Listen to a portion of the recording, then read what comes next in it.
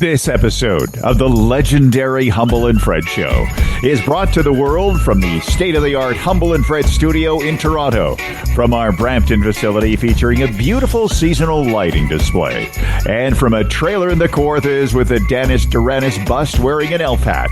I'm Dan Duran, broadcasting live from the Jamie Sobel Zoom Theater, and brought to you by the Retirement Sherpa, the Chambers Plan, Bodog, our newest sponsor, Ridley Funeral Home, and Kelsey's Original Roadhouse. And now here are two men for who the longest day of the year is on the shortest day of the year, the exciting Humble and Fred Christmas party at the Burlington Kelsey's. It's the How Long Do I Have to Say Humble? And we're here till it's over, Fred.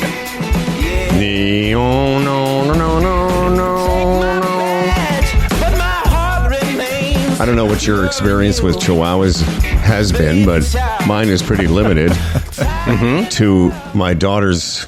I don't know, what would that dog weigh? 6 pounds? Maybe 7? All I know is I've owned big dogs. I had a Labrador, had a Doberman Lab when I first met you, Fred. I've had a German Shepherd. I've got a 30-pound Boston Terrier, but I've never owned a dog that was more aggressive than the 7-pound Chihuahua that I'm currently taking care of. Never seen it. Never seen it. Over what? Oh, just everything. Like these dogs, I guess that's how they are. Their defense mechanism is just to make a lot of noise. So every time I open that back door to take them out for a bathroom break or to go on a walk, it's almost like the stage directions for her and to play would be exit barking. It's just literally she barks first, asks questions later. Well, I mentioned that the other day. It's these little dogs. They don't know their size. They don't know their place. It's wonderful, actually, although it could get them in trouble, just like a human, but they just don't know. I saw, I was mentioning a couple of those reel things that you get, an offshoot of Facebook or whatever, and there's a lot of little dogs going after big dogs. Mm-hmm. And it's like, what are you thinking? But it's most big dogs, right, are freaked out by little dogs coming after them. Well, I've seen it here. Stan is 5 times the size of her, and wherever he is, and he gets annoyed with her because he just wants to be left alone. But they were both down here. Stan was curled up on the couch, and then she started kind of, trying to get close to him, and he just got up and he left. But every time I open the back door with her on a leash and Stan just going to do his business, anyone in the back, anything that's moving, she just starts barking at it. Anyway, I just thought I'd share that with you guys. Yes, and I'm going to share this with you. The other day on that one, I think it's WhatsApp group that we're on, I shared a reel of a little dog biting a big dog's bag. Yes. Nobody responded. I thought all you comics would have something to say about it. Nobody said anything. And when I first saw that, it almost brought me to tears. This little dog gets up onto the big one and bites its bag, and then it turns around and looks at the little dog like, what the hell is that? And nobody responded. I was just surprised. On that point, that's the problem with social media. And it's happened to all of us. Dan, I'm sure it's happened to you where you... Mm-hmm. Well, it happens to us regularly. I'll share stuff with you, with Dan, with friends of mine. And right, that's part of it. Is you're waiting for a response. But like when I saw that video of yours, I laughed. I watched it a couple of times. I just didn't say anything. You know what I mean? No, I know. So it had its desired effect, but the sub-desire is to be recognized. Yeah, I agree. But there's some, like with that one, I thought, I'm going to put this up and see what the guys have to say about it, because I thought, given the way we all are, and somebody, a dog biting another dog's bag, this is really going to initiate some wisecracks. But it didn't. Well, oftentimes you see these things, like it's almost like I'm responding in my head, like, that's great, funny, and it's a dog. Honestly, Fred, I watched it more than once. So your desired effect of at least with me, I enjoyed it. Dan, did you enjoy it? Oh, I enjoyed it as well. And then, well, sometimes with these things, you go, well, do I want to pick up on this thread? Because I don't know sometimes when to stop. It's like, No, okay, somebody says something, and then I feel obligated to say something back because I started by saying something, and then Yes. somebody else, then I have to go, well, like, well, thank you. Well, no, thank you. How that kind of goes. It's like, I just don't know. So sometimes I don't start because I don't want to start in on the whole chain thing. Remember that old newspaper thing? At the end of a story, they would put 30 in brackets. That meant end of story. Are you guys aware of that? Yeah, I remember that. I don't. Maybe that's what we should use on social media. Something that signifies that's it. Yeah. You don't need to respond. That's the end. That's the Right. end. You know what? I don't know what you're talking about. Having the number Really? 30. Oh. No, I have no idea. And the journalism or newspaper business, yeah. At the end of the story, they would put a 30 in brackets. What the significance was, I'm not sure, but obviously they don't use it now. Well, and maybe it was in the draft for to go to the editor or whatever. But yeah, Well, you know what the kids like to say? I was today years old when I found out that they used to do that with newspaper stories. Mm-hmm. On that thread that we're all on, I think it's Darren, the Yee guy, and a couple other friends, and Dan and I and you. And it's called, the group's name is Cockface Lies and Bro Chats. Yeah. So, which you had nothing to do with that. yeah, that's not us. But, so Darren, who we all know is the guy that makes this noise. Do I need to play the noise? I wonder, do I have the Christmas version? No, I don't have it ready. Sorry. Well, I think he's going to be there on Sunday. We should get him to do that, the Christmas version live. Yeah, something tells me. I thought I had found the Christmas version of this, but anyway, Darren wrote because I'd been talking about black doves, and have you finished it, by the way? No. I fell asleep halfway through the second episode last night. So Darren writes this. I'm on episode 5. Oh, you like it, Dan? Yeah, I do. Yeah. Yeah. So we were talking about it on the show. I said you guys would like it, and Darren heard that, and he said he liked it. But the way he wrote the review of it on our little chat was he went on to say what it was like, and then at the end he says, it's like a super dark but thrilling and compelling Hallmark holiday movie. 4.5 out of 5 cock faces for your holiday viewing.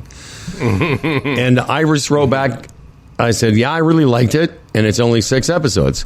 You don't have to give up your life to binge it.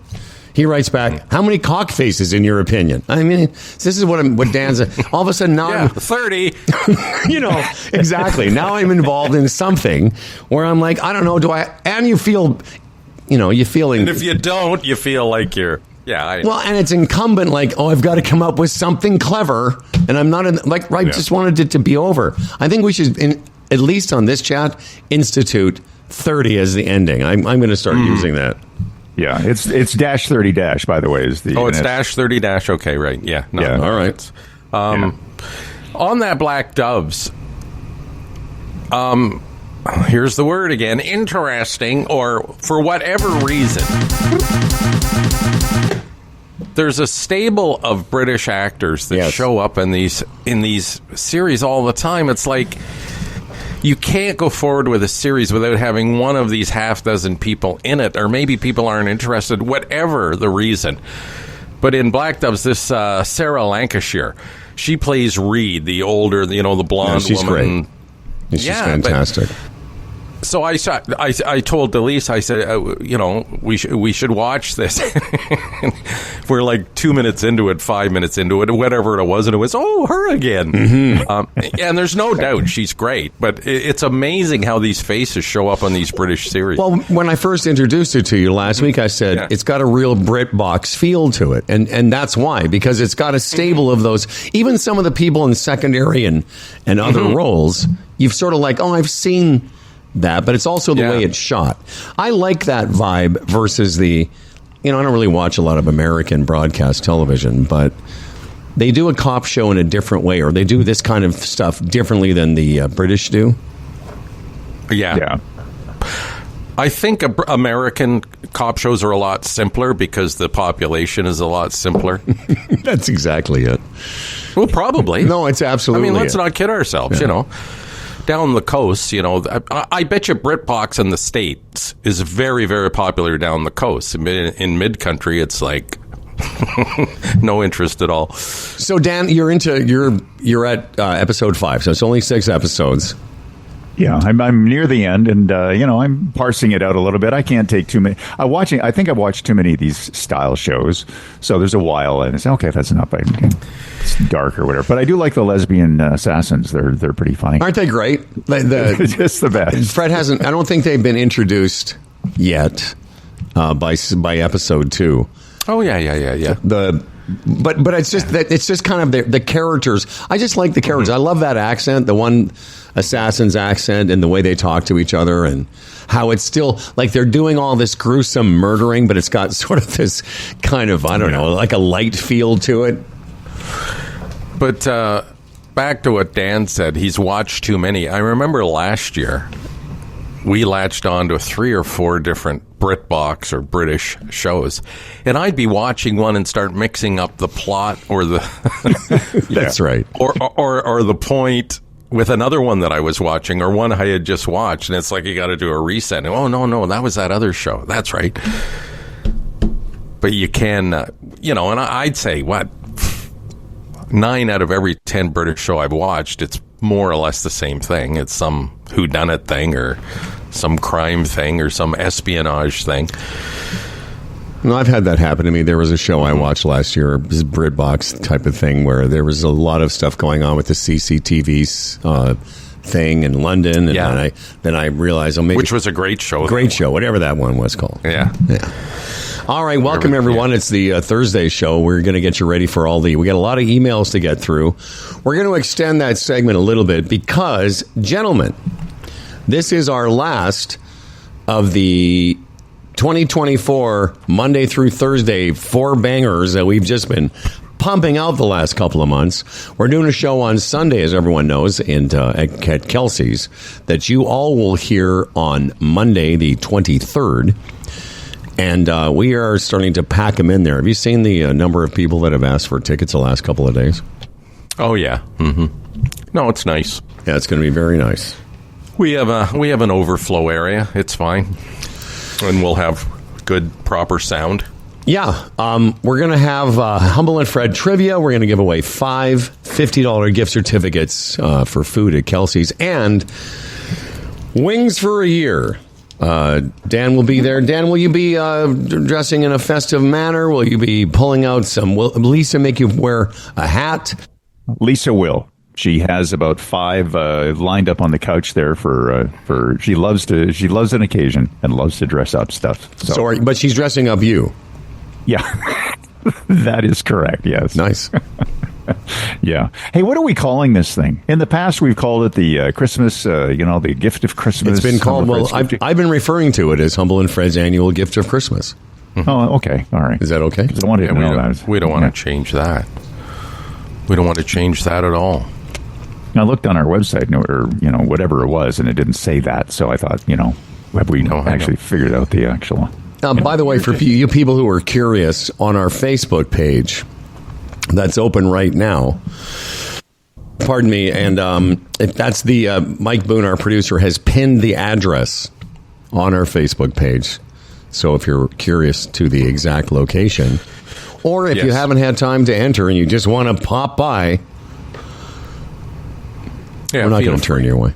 No one will be turned away. That was just an idea, to give us an idea of how many. And on the Facebook page, too, I mentioned it yesterday. I'll mention it again. Delisa's bark recipe is on there. Yes. Speaking of doll, yesterday she said to me, will you come to IKEA for me? I want to buy a cabinet for the dining room. And I said, yes. I'll be a good husband. 3 hours I was in there, guys. 3 hours. Is that where you were when I called you yesterday? Yeah. Yeah, you seemed a bit shoulders hurt. My neck hurt. Like, it was unbelievable. I was going to say, you seemed a bit frantic. Well, you know why? When you called, the woman was like putting this thing together. You know, the way you go to the computer and you take this piece, you take that piece, you take this piece, and she was putting it together, and you're calling me, and I'm trying to concentrate on what I have to get. But it's just frustrating there, man. Like the thing we wanted to buy had 6 or 7 pieces. Well, 4 or 5 are there, and then 3 are out of stock, and they're coming on Saturday, but maybe Monday. And if you went to Vaughan, I could get 5 those pieces, but then Vaughan would be missing other pieces. So do you want to take some of these pieces and go to Vaughan and get the remaining pieces? And it's too much for me. I don't. It's not. Remember the good old days when you just went into a store and bought a piece of furniture and they delivered it and put it in the room? And I once went. I never go to these places, but I have. I've been coerced, and I went to IKEA. Oh yeah. It's because it's right down the street for me. Yeah. Oh, yeah. I used to do this joke about how I moved to this area of Toronto. I live between an IKEA and a Costco, so I'm doing pretty great. Mm-hmm. Things are going pretty good for the Howman. Yeah. But I went in there. This is with XGFR years ago. Right. I was buying a bunch of stuff for the house because apparently I needed it, like towels and things. And I got so flustered. We took they give you that sort of go basket out to the car. Oh, yeah. So I'm taking all this shit out of the car. And I've got like stuff I have to put together. I've got a bunch of stuff, including these towels we bought. Anyway, I load everything in the car and I back out. And I'm driving away and I'm like, she's like, do you have the towels? I'm like, nope. Because they were still, I forgot them in the basket in the parking lot. Oh, and were they gone? No, they were there. I came back. Oh, you came back. No. Yeah, it's... I've noticed IKEA the last few times we've gone over the past couple of years, and I don't know if it's COVID related, whether that's still an excuse, but anything that you like, oh, that's neat, that's nice, oh, out of stock. You know, it's just, I find the process, so many things are sort of out of stock, especially when you're trying to piece things together. It's not a very good experience. Well, that's the word I picked up on, is the process. And again, I've gone there enough. I've put together IKEA furniture. I've done it enough to know how aggravating it is. But it's the process. And whenever I go there, see, when you said, it used to be a time, the old days. Well, for me, the old days were you would go to a store, you would point at something that was already built, and they would load it up and you would take it home. But it's the process there where... you get the item you want, and you have to go to the warehouse. And whenever I'm there in the warehouse, I'm like, do I work here? Well, I work here now. That's what it feels like. It feels like I've been hired. That's right. I always feel when I'm there that I've been hired by IKEA. Right. And what you find yourself doing, which we did yesterday, is compromising. So this thing that needed 5 or 6 pieces, we gave up on it. It's like, okay, well, everything's... okay, the hinges are missing. Well, if you go to Vaughan tomorrow, you can get the hinges. And it's like, whatever. So you end up getting a different piece because it's all there. So you compromise a bit, which is a bit not disappointing, but it's just sort of weird. And the one thing we got, I had to go to a bin where I go to the bin and I look aisle 4, bin 6, okay. No, I know. And then the second thing was I couldn't find it, and the guy said, oh no, he said you have to print out a thing over there, pay for it, and then take it down to the other end there, and it's a different place where they will get it for you and bring it out to your car. So the whole... it was 3 hours. Well, but think about what you just described. That's a lot of work to be a customer. For an old man? For anybody. But it's a lot of work, and all of a sudden you're doing all those things, and when you just, like, I can't remember, I bought a lamp of some kind or a light with an arm on it, and I just wanted the one right there that was already built, that was already out of its box. Just give me that one. No, you can't have that one. I'm not very big on the Swedes today, okay? Oh, boy. Yeah. Well, anyway, and let's not, forget, and, we're even us, we're too cool for the hack. Everything has got a funny name to it. Although everything is called Flugen, whatever. Gorkin. But I do have it was kind of a joke when I was in Iceland years ago. Yeah. I was with a buddy of mine who's a comedian from Edmonton, and Charlie and I were there visiting, and when I would meet somebody, it's almost like everyone you meet in Iceland's name sounds like an IKEA lamp. Yeah, that's right. Yeah. It's like, oh, this is Frinkendonken. I'm like, oh, cool. That's an end table at IKEA. Yeah. That kind of bit. Yeah.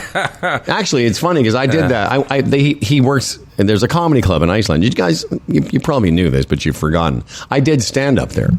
I went on stage at a comedy club, and it was like, 100 people, and mostly all spoke English, and he and I thought I said that joke to him during the day. He said, "That's really funny. They'll get that." Well, I went up on stage and I did it, and they did not get it. They did not laugh. Yeah, they did not laugh at that. I did. Read the room. They just. I think they were confused by it. Relationships really have to work together, and I said this to Delise. She loves to go. And the maze, we're walking through the maze, and then I tried to take a shortcut, and she said, "Where are you going?" I said, "We go through here." And she said, "No, I want to see what they have." Mm-hmm. So I have to continue the maze. There's things in life that I enjoy, and there's things in life that she enjoys, and sometimes those enjoyments don't cross over, right? Yeah, like for instance, this show. That's right. Browsing IKEA is not... It's not really something that I care to do unless I know exactly what I need. I go in and get it and leave. So I said to her, a good plan of attack is you go down for 3 hours, browse, write down everything you want, and then the next day I go zooming into the store and I grab it all. Isn't that a good system? How's that for a system? Yeah, I don't know. My version I want of that. your opinion. Yeah. So what's my opinion? I don't know. My version of that would be you go and browse around for 3 hours, and I never go. Daniel, what you guys need is a motorized chair type cart. Yes, that follows the lead around, and you can just scroll on your phone or something, and maybe even have a feeding tube on it. So that you just really. But why they haven't figured this out at IKEA by now, and what they could offer is almost like IKEA valets or IKEA. Helpers where you get to when you enter the store, you have somebody assigned to you that will be your IKEA caddy. Mm-hmm. They will be your caddy for the experience. Good. You just start pointing to stuff, and then they go and they figure all that out, and then they meet you at the cash, and then you give them a little caddy fee, and then you're off. No, that's a great idea because IKEA, like so many other places, remember when Home Depot first opened, there was like a specialist in every aisle? Yeah. Well, that's gone to shit now. It's so hard to find people. I mean, you have to search somebody out to help you, and they have no cashiers at the Home Depot where I am. It's all self-serve. IKEA is the same way. I noticed they've really cut back on their helpers, too. Like, there always seemed to be somebody in a yellow vest or something on each section, but not anymore. It's a sign of the times, I guess. Your Home Depot has no cashiers at all? Nope. It has no cashiers. Yep. It's all self-cash? And here's the funny part. They have a couple of people standing there to help you, but they've decided this is the best way to go now because older people get a bit frustrated, I guess. Not so me much anymore because I'm used to it, but, they don't know exactly what to do, so there's people right on them to help them. But, wow. Hey, that's one other observation about IKEA. It's a great place for young couples getting their first... You can just see it. They come in all excited, and it's their first apartment or whatever, and they're buying, waste paper baskets and all this neat stuff. And that vitality I enjoy watching in IKEA. In fact, yesterday there was a young gay couple of guys, and they were sitting across the table from me, and they were putting together, I could tell, their first apartment. And they sitting were just across the table from you where? Well, you sit at the computers as you're putting these... We wanted to buy this dining room hutch or cabinet. So while you're putting it together, I forget what the name of it was, they were sitting across the table at their computer. Oh, I see. Sort of design station or something? Yeah. Okay. So you put the different pieces together. You can put different doors on a different top. It's excruciating. But anyway. And I just thought they were guys probably mid-20s. And I thought, I remember those days when me and Doll were putting our first apartment together, how exciting this all was. Man, you get jaded over the years. Well, and I think it's also a real litmus test or whatever for couples is how are you, when you have to put together IKEA furniture. How do you guys do that together as a real kind of test for what kind of relationship you have? That's true. So true. Dan, of course, I don't know. I'm trying to transition out of this because we have other stuff to get to. Are you a fan? Just quickly, a yes or no? Is there something about IKEA that you don't like because it's a big corporate store? and you would rather buy things, like, say, from artisanal, where people like chisel the hutch while you're watching. Well, I get frustrated like anybody else. It's like when I do want to get out, that I have the problem. The getting out of the maze. Yeah, the exit strategy there is very difficult. The exit strategy is because you go in. I like lighting. I spend a lot of time in lighting. It's fun. It's a fairyland in there. And then what's the shortcut? Where's the shortcut? And it's impossible to figure that out. But by the way, you guys, in your situation, there is a service, online service. You can book a designer with IKEA, and they will go and, they can design your kitchen kind of online, figure it out. So they'll hang with you. They'll hang with you online, and then you can order all that stuff, and it'll show up at your door, and then you can start assembling from there. That's another problem with them. They really should have free. They don't have free delivery. They should really step that up. It would help. Well, part of the reason they don't, and can this be the last, because we have to move on to this other. Yeah. Part of the reason they don't is they want you in that store. They don't want to deliver it. Yeah. They want you in that store because once they capture you, that maze is designed specifically to get you to walk through every room potentially in your house for something you might need. Yeah. All right. Yep. All right. Man, there's a lot of stuff left over from this week, but this is it. This will be our last regular show of the season. You're going to hear that Kelsey show. We tried this. Someone remind me why. I think we had this meeting a couple of times before. Why we're not streaming this on Facebook is because we're not doing it on Zoom. That's why. Wasn't that the reason, Dan? Yeah, and also cameras, because we'd all then have to have our own cameras or something like that. Right, all our computers would be on. So you're not going to be able to. It won't be on Facebook. January 6th blackout is a Facebook blackout. But this is our last show of the regular season. We'll do Kelsey's show on Sunday. You'll hear it Monday. On January 6th, we'll be back with all new programming. And I had hinted, I guess earlier in the week, I just said, hey, we've got a big announcement coming, and, it's part of the evolution of our show. It's a medium announcement, remember? Well, to me, I think it's a big announcement. But it's a size of an announcement it's going to definitely disrupt the program a little bit, but not really. But it's more about the evolution of our show as a business that's been now going for 13 years and 3.5 months. And part of it is because the model that we built the show on, which is basically like a retail radio station where we sell advertising, which we have over the years to many, many different clients. And it's more of a one-to-one direct relationship. And that's going to continue. And we're going to continue seeking out clients that we can, deal with, one-to-one. Now, Kelsey's was clients like Kelsey's, GoDaddy, Bodog. That was new for us. A few years ago, we were approached by this great guy, Ryan McCallum, from a small agency, Canadian Sports Marketing, and he said, hey, I'd like to represent you guys. And that was different for us, right, Fred? Because all of a sudden, I wasn't the one only, trying to find clients. All of a sudden, they were doing that, and they've done great. Like, again, we've had several clients from them, and now Kelsey's and Bodog for quite some time.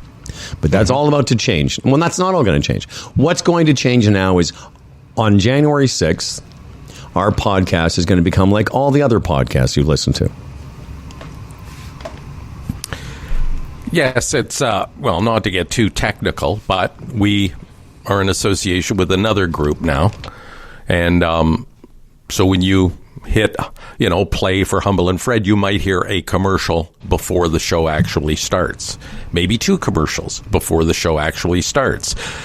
Somewhat or much like many of the other podcasts you listen to. And as Howard explained, again, let's use, for example, Sleep Country. A few years ago when they were a client, they gave us X amount of dollars to broadcast or to advertise on the Humble and Fred show.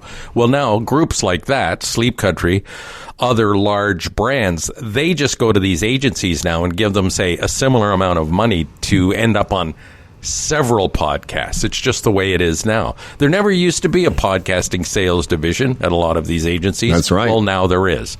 So to be part of this world and to continue, and again, to continue the Humble and Fred Show, the Humble and Fred Show needs revenue streams, and this is just evolution. It's just part of what we pretty much have to do to continue if we're going to monetize this and continue.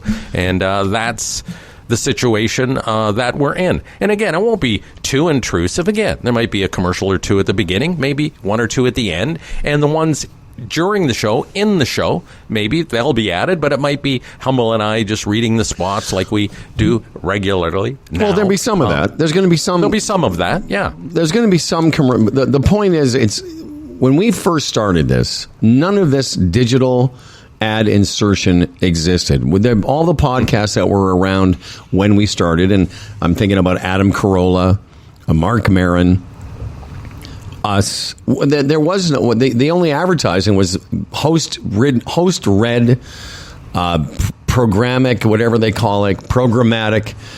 That was the way we made money, and we're going to still endeavor to do that.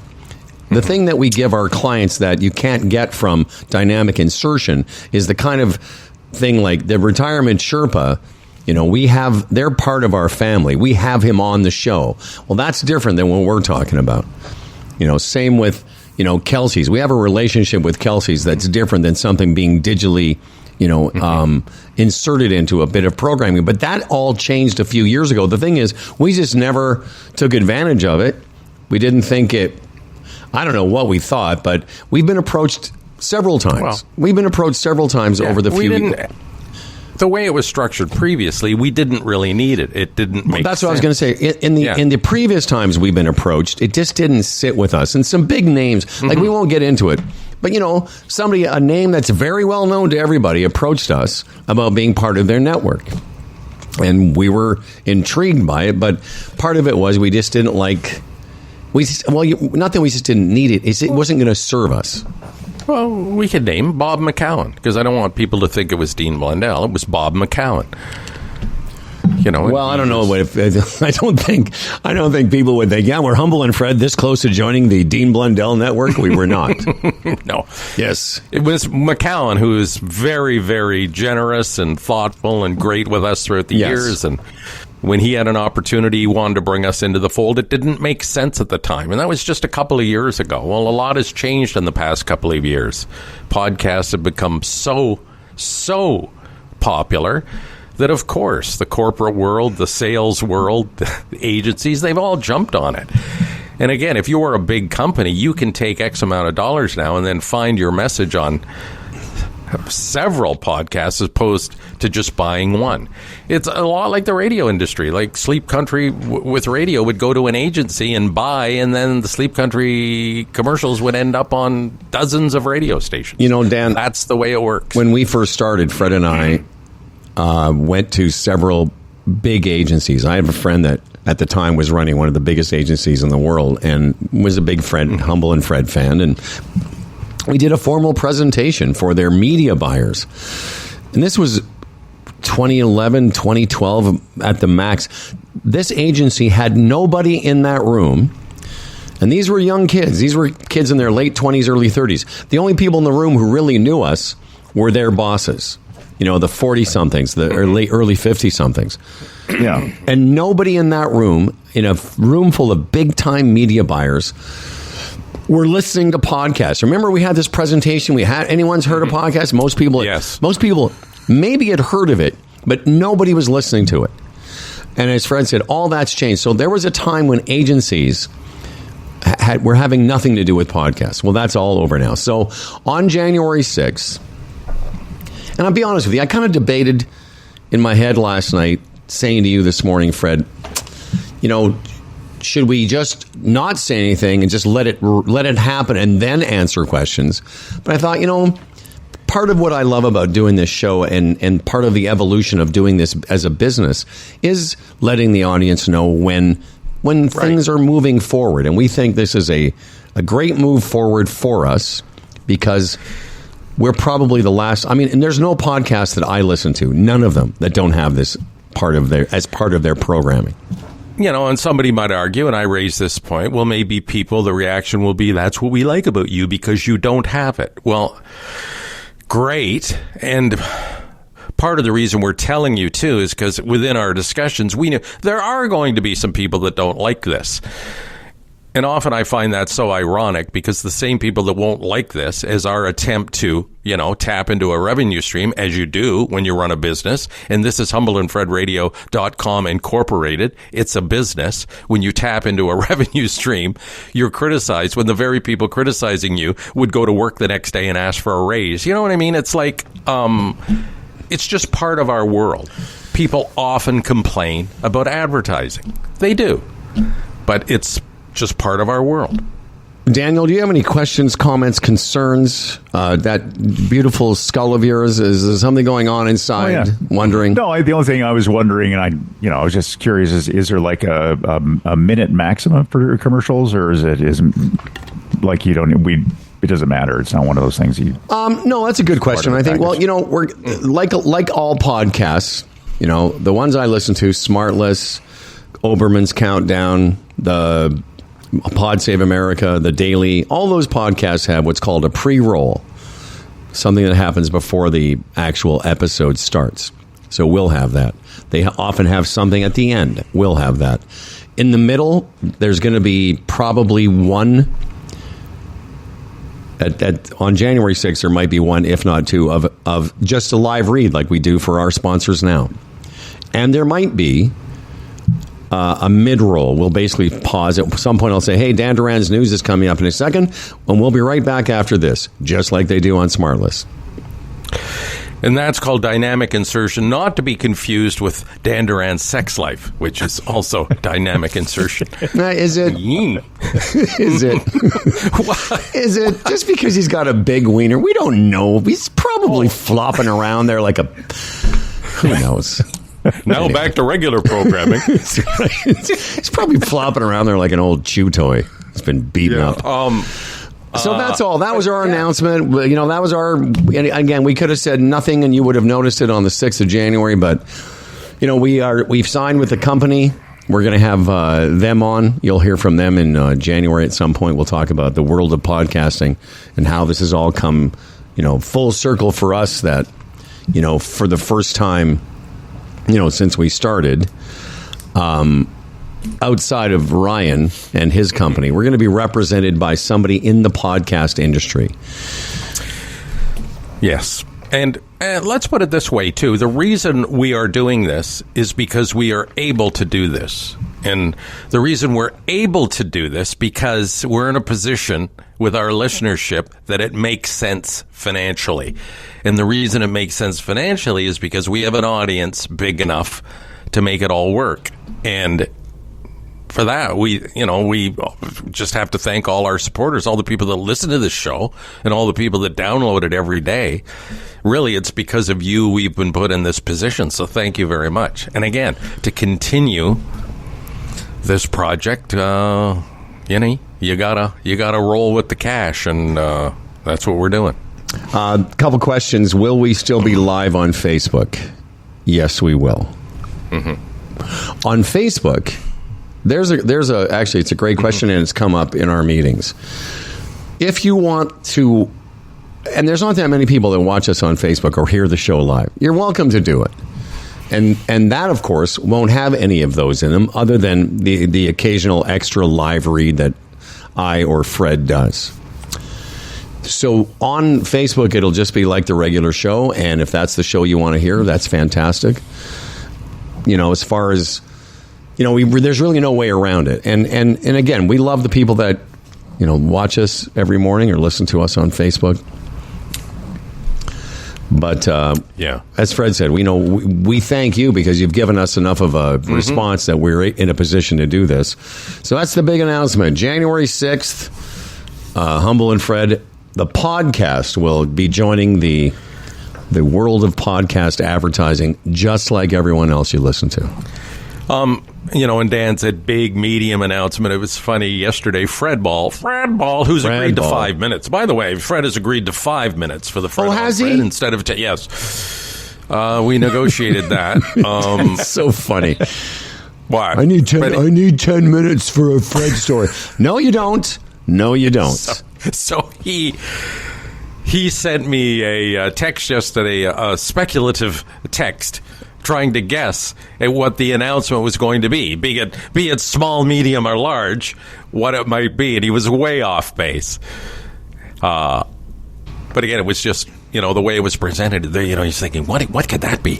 And then he took a couple of stabs at it. So can you tell me what the guesses were? No, I'd rather not. Oh, really? No, because it might make people feel bad. That's all. Oh, he thought one of us was dying? No. Dan Duran's ass is finally fallen out of his cavity? No. Anyway. I was wondering if I was going to get fired. No. That's how things happen. Well, that's how things evolve. You get called into a room. You go, hey, thank you very much for your participation in our company. I had somebody, I think it was Julie Fleming, who was worried that we were going to be... Her speculation, if I can remember, was that one of the regulars, like Larry or Lumbee, was going to take over. We were going to hand the podcast off to them. I was like, no. What would we do then? Like both of us? I guess something like that. Oh. She was worried that we were going to basically quit. Yeah. In fact, this is the opposite. This is going to prevent us from having to wrap it up because if this goes well, this will help keep the podcast going into the future. And we're being a bit contradictory here because we go to great lengths to say, if we weren't doing this in our spare time, we'd have a podcast. You follow what I'm saying here? So you're talking out of both sides of your mouth. We're sort of talking out of both sides of it. We love this so much that even if we weren't being paid, we would probably do it. But again, this is a business, and the business is healthy right now. And for the business to continue in a healthy manner, you have to adjust to the times, and that's just what we're doing. So the day that we retire or quit or can no longer sell the show, then maybe we evolve into a show where we do it for nothing. But we're not there yet. So if you follow, listen, I've been doing a golf show for 9 years for nothing really. Mm-hmm. Some golf. I've never made a dime on that. It's been great though. I love it. Same with Aging with Energy. Mm-hmm. We just do that out of the pure, unadulterated love of travel. Well, we're traveliers. You can't keep us home. We're off. And so off here and there. And the merch on that one. The Humble and Fred Traveliers. Oh, we are. And that's why we've done so many episodes that make sure that everybody concerned know that we're producing. The Earth frustrates us. It's not big enough. We want to travel to different galaxies. That's great. You should change the name of the show. It should be Traveliers. Traveliers. Well, we should. We change the name of the Aging with Energy, the Old Guys Travel Show, to Aging with Energy, brought to you by the Traveliers. Daniel. Yeah. There's lots of emails to get through. All right. A lot of them, but go have your toast. I will have my toast, and I'll just do it in comfort and joy because it's the season, and I didn't get the gate today. Fantastic. You didn't get the what? The gate. I didn't get the. We're going another direction. Oh, Dan. I see. Yes, right. Yeah. Mm-hmm. Yeah. That would be something, Dan. We have a big announcement on Thursday, and January 6th, there'll be a new Dan Duran, and their name will be Larry Fedoruk. You've been replaced by AI. That's right. So come on back. Give us about 20-25 here. Come on back. Come on. All right. And Dan Duran's news as well. Brett Tanner. We've. I just realized we're going to be talking insurance at some point, so we have that as a deadline. In the meantime, let's continue with our sponsorship model that we've been doing for 13 years now, 13 goddamn years. Well, look at that. It's Thursday again already. The Thursday night NFL game, Broncos and Chargers. Chargers, the favorite, minus 145 on the money line, a 2.5-point pick. 2.5-point 2.5-point pick. Yeah, 2.5-point pick. And looking ahead to Sunday, the Bills against the Pats. Ooh, Buffalo a 14-point pick, minus 1,100 on the money line. So the Bills, of course, a huge favorite. Please, Bills, don't, screw that up. Whether you're a sports bettor or a horse racing fan, a poker or casino player, Bodog, your number one source of online gambling entertainment. From their industry-leading odds, world-class sportsbook to their fully loaded casino and racebook, they've been providing Canadian players with an unparalleled gaming experience since 1994. As you know, of course, this is a big day, Sunday, the 22nd at Kelsey's. It's going to be a lot of fun. And as I mentioned, we've got Kelsey's gift cards and prizes. And also some food. Lots of chicken wings and spinach dip and nachos. And a veggie platter as well. You can order off the regular menu. Pretty excited this year as well because for the second time in our series at Kelsey's of live performances, you'll be able to sample the Humble and Fred beer. That's right. Selling tall boys for $6.49.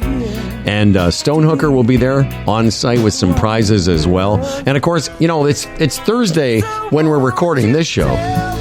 On the 19th of December, if you're in the Burlington area, go check out Kelsey's because it's Wing Night.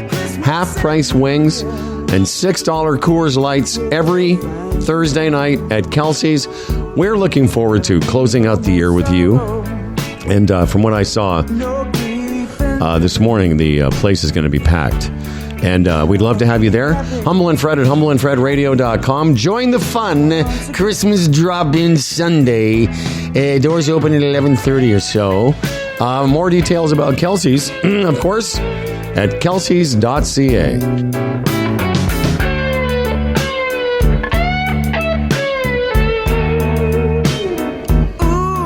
There's another company that we're getting involved in with another company as well, but we'll save that for another. It seems kind of funny. If you can, I know we don't have time. I'll just say this. In a weird way, it's some kind of, I just thought of it now that we're getting back in business with Chorus in a way. Yes. So, and we'll talk about that. You're going to hear some stuff on our show in the new year that you're going to go, really? Those guys are doing that? Yeah. There we are. Yeah, but there's a method to that madness. Oh, yeah. We want to buy some of their 10-cent stock and drive it up. That's what we're going to do. Humble and Fred coming back to save Chorus. Anyway, all very interesting. Like we were saying, we've had some chances to get involved with other companies, and it never felt right. And this just felt right at the time that we're in and the way that the business has changed. And I can tell you from the sales department, the selling of this has changed drastically since we first started. Well, yeah, that's it. I mean, it's almost being in a position there's no other way. So this is the way it's done. This is how we do it. So you do it. You ready, man? Yep. Okay, we got a lot to get through. We want to say as many names as possible, so let's get right to it. Hi, guys. Hi, guys. Hi, guys. Hi, guys. Dear Humble Down Fred. Email. Okay, this is subject matter Humble and Fred memories from Chris K, a regular. He says, hi, guys. Hi, guys. Sorry I'm late with this, as I'm usually on top of Humble and Fred history in real time.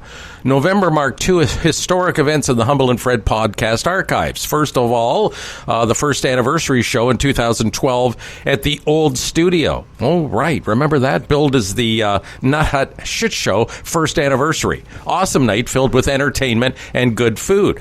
I think Palma Pasta provided the food way back then. Well, Freddie, that was the party that the late Marilyn Benninger helped us organize. Palma Pasta was doing the food. They brought in some food. Remember, it was really hot in that little office. We had it right in the studio. Had it right in the studio, yeah.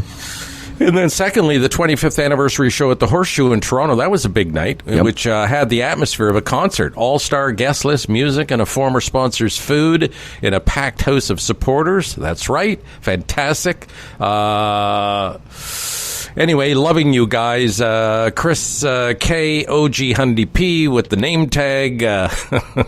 Blood pressure unknown, bowel movements too many. Go Blue Jackets. He loves his Blue Jackets. Yeah. And anyway, there's a little bit more, but we've got to... Well, I'll tell you, he's going to be there Sunday, and he's asked for a photo. We're going to give it to him. Yes. When you get a chance, have a look at the pictures that he's included. Okay. And I'm going to say something for both of us. There's a picture of you. It looks like your head's twice the size that it is now. Mm-hmm. It's a picture of you with him. And then there's a picture of me with him. And again, I look like a chubbier version of myself. You know, my hair's not gray, but my face is fat. Yeah, the healthy old days, eh? Mm-hmm. Yeah, the healthy old days. And there's a picture of Spencer and I as well. It's very sweet. Right. A little spenny. All right, Chris K., thank you very much. Hi, guys. Hi, guys. Hi, guys. Hi, guys. Subject, suggestion. Hi, guys, says Paul Sterling. Hi, guys. I finally need to say something after listening to Monday's show. I've been listening to your shows and following you from Funny 820 for some fucking reason. I have listened to your podcast since. I'll make this short and get to my suggestion. I hearken. By the way, the number of times I've seen the word hearken now in emails, people seem to enjoy that word. Mm-hmm. He harkens back to your shows I love the most. The shows when you two and Dan talk about radio. Talk about the past and who you worked with and where. The stories that go with them. The love, the laughter, and the hatred. I love these interviews and stories. Please devote entire shows to this once a month. Well, that's a lot. He says, I know you can fill an entire episode with former friends and colleagues. I look forward to your next radio guests. And he gives us a suggestion. Also mentions that he's going to give Zoomer a go. And says, by the way, I'm going to go see Jimmy Carr and Jim Jeffries in London, January 2nd. Wow. Yeah, a bit of irony there because recently we received a scathing, nasty email. We did from somebody that we thought was a supporter. And one of their points, seriously, and one of their points was, who cares about what happened 30 years ago? And it's like, well, I like it when it happens organically, Howard, when we're just, talking about something and then remember something from the past and bring it up. And I think there's a place for that. But again, you can't please everybody. And this person's thing was, it's almost like a crutch for us or something, which it isn't. It's just a career that we've enjoyed. And every so often, an old story pops up. That's the extent of it. Absolutely. Well said. Let's move on. Hi, guys. Hi, guys. Subject matter, email feedback in Dan Duran's future OnlyFans career. Hi, guys. Hi, guys. Because I'm not anti-fruit bread. Here you go again. I hearken back to the days of old at the Edge when I recall you guys had a segment on puppetry of the penis. I remember that. And thought this may be a future side hustle for Dan Duran on OnlyFans. What do you say, Dan? Laugh out loud. What I also learned this week, Dan, too, is not just a hater of the fat, but now the many-teethed.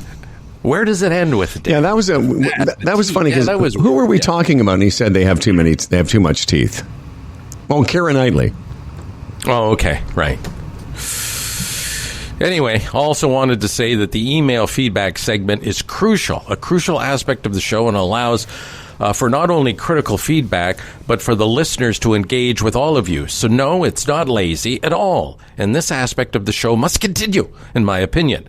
P.S. Bills are looking good as KC is ripe for the picking and are more vulnerable than ever. And I say, this is a New England fan. They play this Sunday at 4:25. Yeah, I just mentioned that. Don't hold out any hope for my Pats, he says, versus the Bills, but that's okay. Merry Christmas, guys. Bill Carver. All right, Billy, thank you for your feedback. And obviously, we're continuing to do the email segment because we just read your email. Hi, guys. Hi, guys. Hi, guys. This subject stands poop.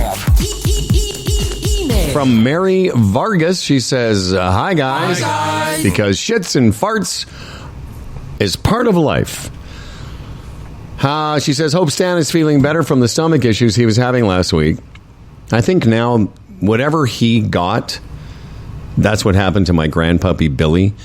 And I think it was, and I'm guilty of this, I hadn't cleaned Stan's food bowl in a while.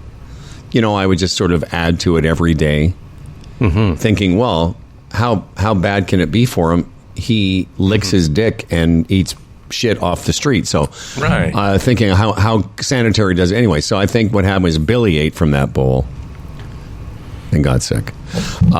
Anyway, back to Manny. Manny Vargas says, Howard, just wanted to know if the shit between your toes when stepping on Stan's poo felt the same as the shit you had in the shower. I don't want to answer that. Asking for a friend. He says, I also think the idea of older episodes being played during the holidays is a great idea, in particular the one where Phil went to the massage parlor. Can't seem to find that. Signs it, Manny Vargas, Hundy P, since Voldemort. And we always love seeing that. It's every time I see a listener say that, it just gives me a small bit of, I don't know what that is, schadenfreude or whatever that, schadenfreude. Just a little bit of satisfaction when I see Hundy P, since Voldemort. Thank you, Voldemort. Yes. You've done us well. Hi, guys. Hi, guys. Subject matter here, Christmas decorated porta potty. This is just a visual, but I'll describe it. And we include it because, it's, every so often we have those bits that, get life and go on for a while. And it was the porta potty, the shitter, Dan putting on my trailer site. Lisa Smith sends us a picture of a decorated porta potty. Now, yesterday, when I first got it, I thought it was a picture of the one Dan put right beside my unit, but it's not. This is sort of a generic one, but it just shows the way porta potties can be decorated. And from what I understand, Dan Duran has decorated the porta potty that is now of course on he his has. lot, not mine. Of course so he thank has. you for that, Lisa. Great job, Lisa. And we might put that picture up if one of us remembers. Okay. Okay, this one is from Patrick Murphy, and the subject line, the turkey debate. Hi, guys. He says, hi, guys. Because even though I'm from Milton, I am not a one-armed spaghetti sauce stirrer. I have to agree with Howard. Turkey is underwhelming at best. Turkey is so uninteresting that even with a duck and chicken jammed up its ass, it's still boring. I am all for the de-Turkification of holiday movements. Keep the sides, get rid of the lame ass fowl. Stay strong. Resting heart rate 66. BMs, I shit like a goose. Ew. No. And that is Patrick Murphy, the general manager of looks like a grown-up business. And thank you, Patrick. I appreciate you seeing the light. I like the phrase, the de-Turkification of the holidays. I'm all for that. Okay. Yes. Okay. Right on. Hi, guys. Subject matter here, turkey talk and a little Jew talk. This is from Kevin House. Hi, guys. Hi, guys. Now, before I start this, I'm going to say I read this, and the fellow, Kevin, literally contradicts himself in the same paragraph, okay? Turkey is, he says, Howard wins, okay? It was a contest. Howard wins. Turkey is definitely overrated as a roasted whole bird. There are plenty of better meats in the world. That being said, we have, for the last few years, started buying bone-in turkey breast, which I brine and then slow roast. It makes the best sandwich ever. Well, what is it? Turkey's no good, or it makes the best sandwich ever? This is what I would ask. A nice sandwich with thin sliced turkey breast, good cheese, and Polish mustard, and other toppings too numerous to name, is fantastic. My wife, who happens to be Polish, hence the mustard, also makes all the bread. A sandwich made from sourdough bread from a starter that was brought from Poland in 1986. Wow. Well, it's yummy. Let me just. And again, it's interesting that turkey's no good, but it makes for the best sandwich ever. Yeah, that's kind of, and he is. It seems contradictory. Yes. But if you'll remember when I began, and this has been going on for years, for you people who are new to the show, this is not the first time I've expressed my dissatisfaction with the turkey industry.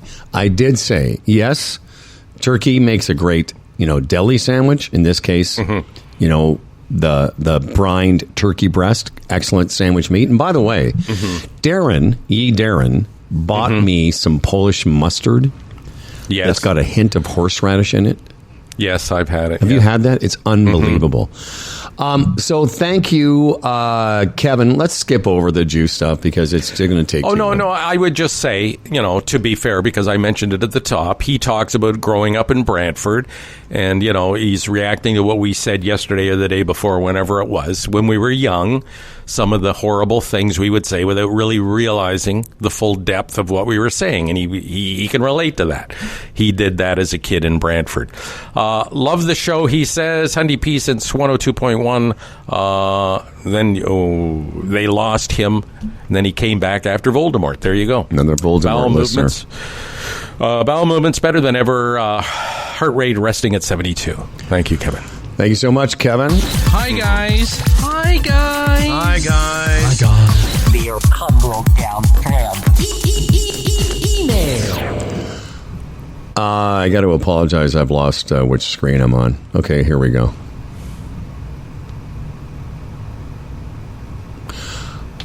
Okay, I'm back. Okay, this is a question for Howard's subject line from our friend Keith Weiland. He says, hi, guys. Hi, guys. And what else is he going to say? I'm curious to know the pros and cons and significant life differences Howard has noticed while being weed-free versus the life changes he found after quitting alcohol. As someone like Howard, I've been booze-free for the better part of a decade, 9 years on December 27th. Congratulations, Keith. And having been out of the booze game for all those years, I now only view alcohol as pure poison and will never ingest it ever again. Thanks for another year of top-notch entertainment. Even the Gretzky Orbit, which, as everyone universally hated, but he said he didn't mind it. And all the best to you and your fams for the holiday season, you sweet bastards. And Dan. Heart rate and shitting. Well, I won't belabor this other than to say that the effects that marijuana have on me, which are delightful, I never feel bad after I've done it, and I feel actually pretty good. It makes my body feel good. So, yeah, all I can say is the difference for me between weed and booze is when I got drunk, I just felt shitty and bloated. And if you look, it's funny. I was looking at those pictures from the anniversary show, 2012. I was pretty bloated. Excuse me. You can just see it in my face. It's like inflamed. I don't know.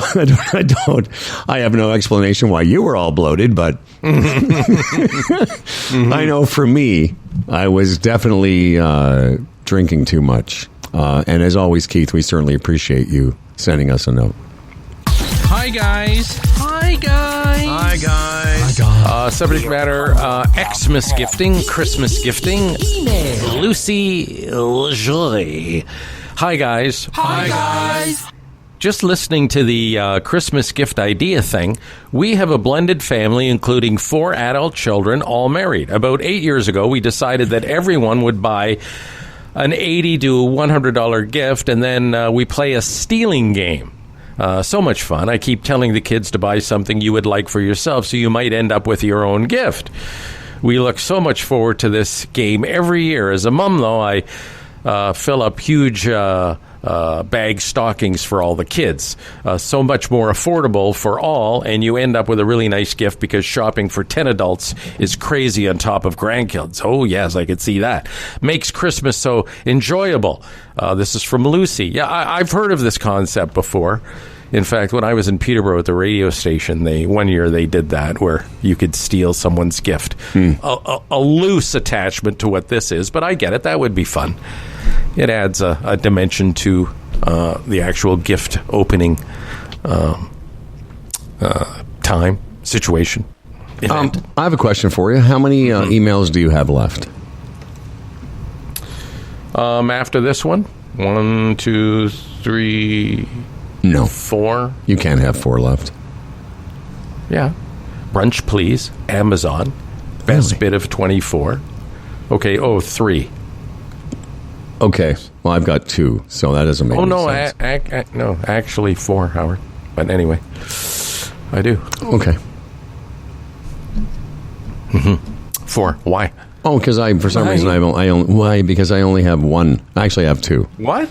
Yeah, I don't know what happened. It doesn't matter. Let's move on. This is subject line Darren Frost. Beer humble down thread. And it's from a name I'm not familiar with. Have you seen the name Bob Feltrin before? No. Bob has been a fan since '89. And here's what he has to say. I'm going to read the whole thing. It's only 2 paragraphs. He says, "Hi, guys." Hi, guys. Obviamente. "Hi, guys. After hearing your interview with Darren Frost and him mentioning he's playing Niagara Falls, I decided to get a ticket for the show. Wasn't that nice? The MC and Darren were quite good, but the middle performance was not.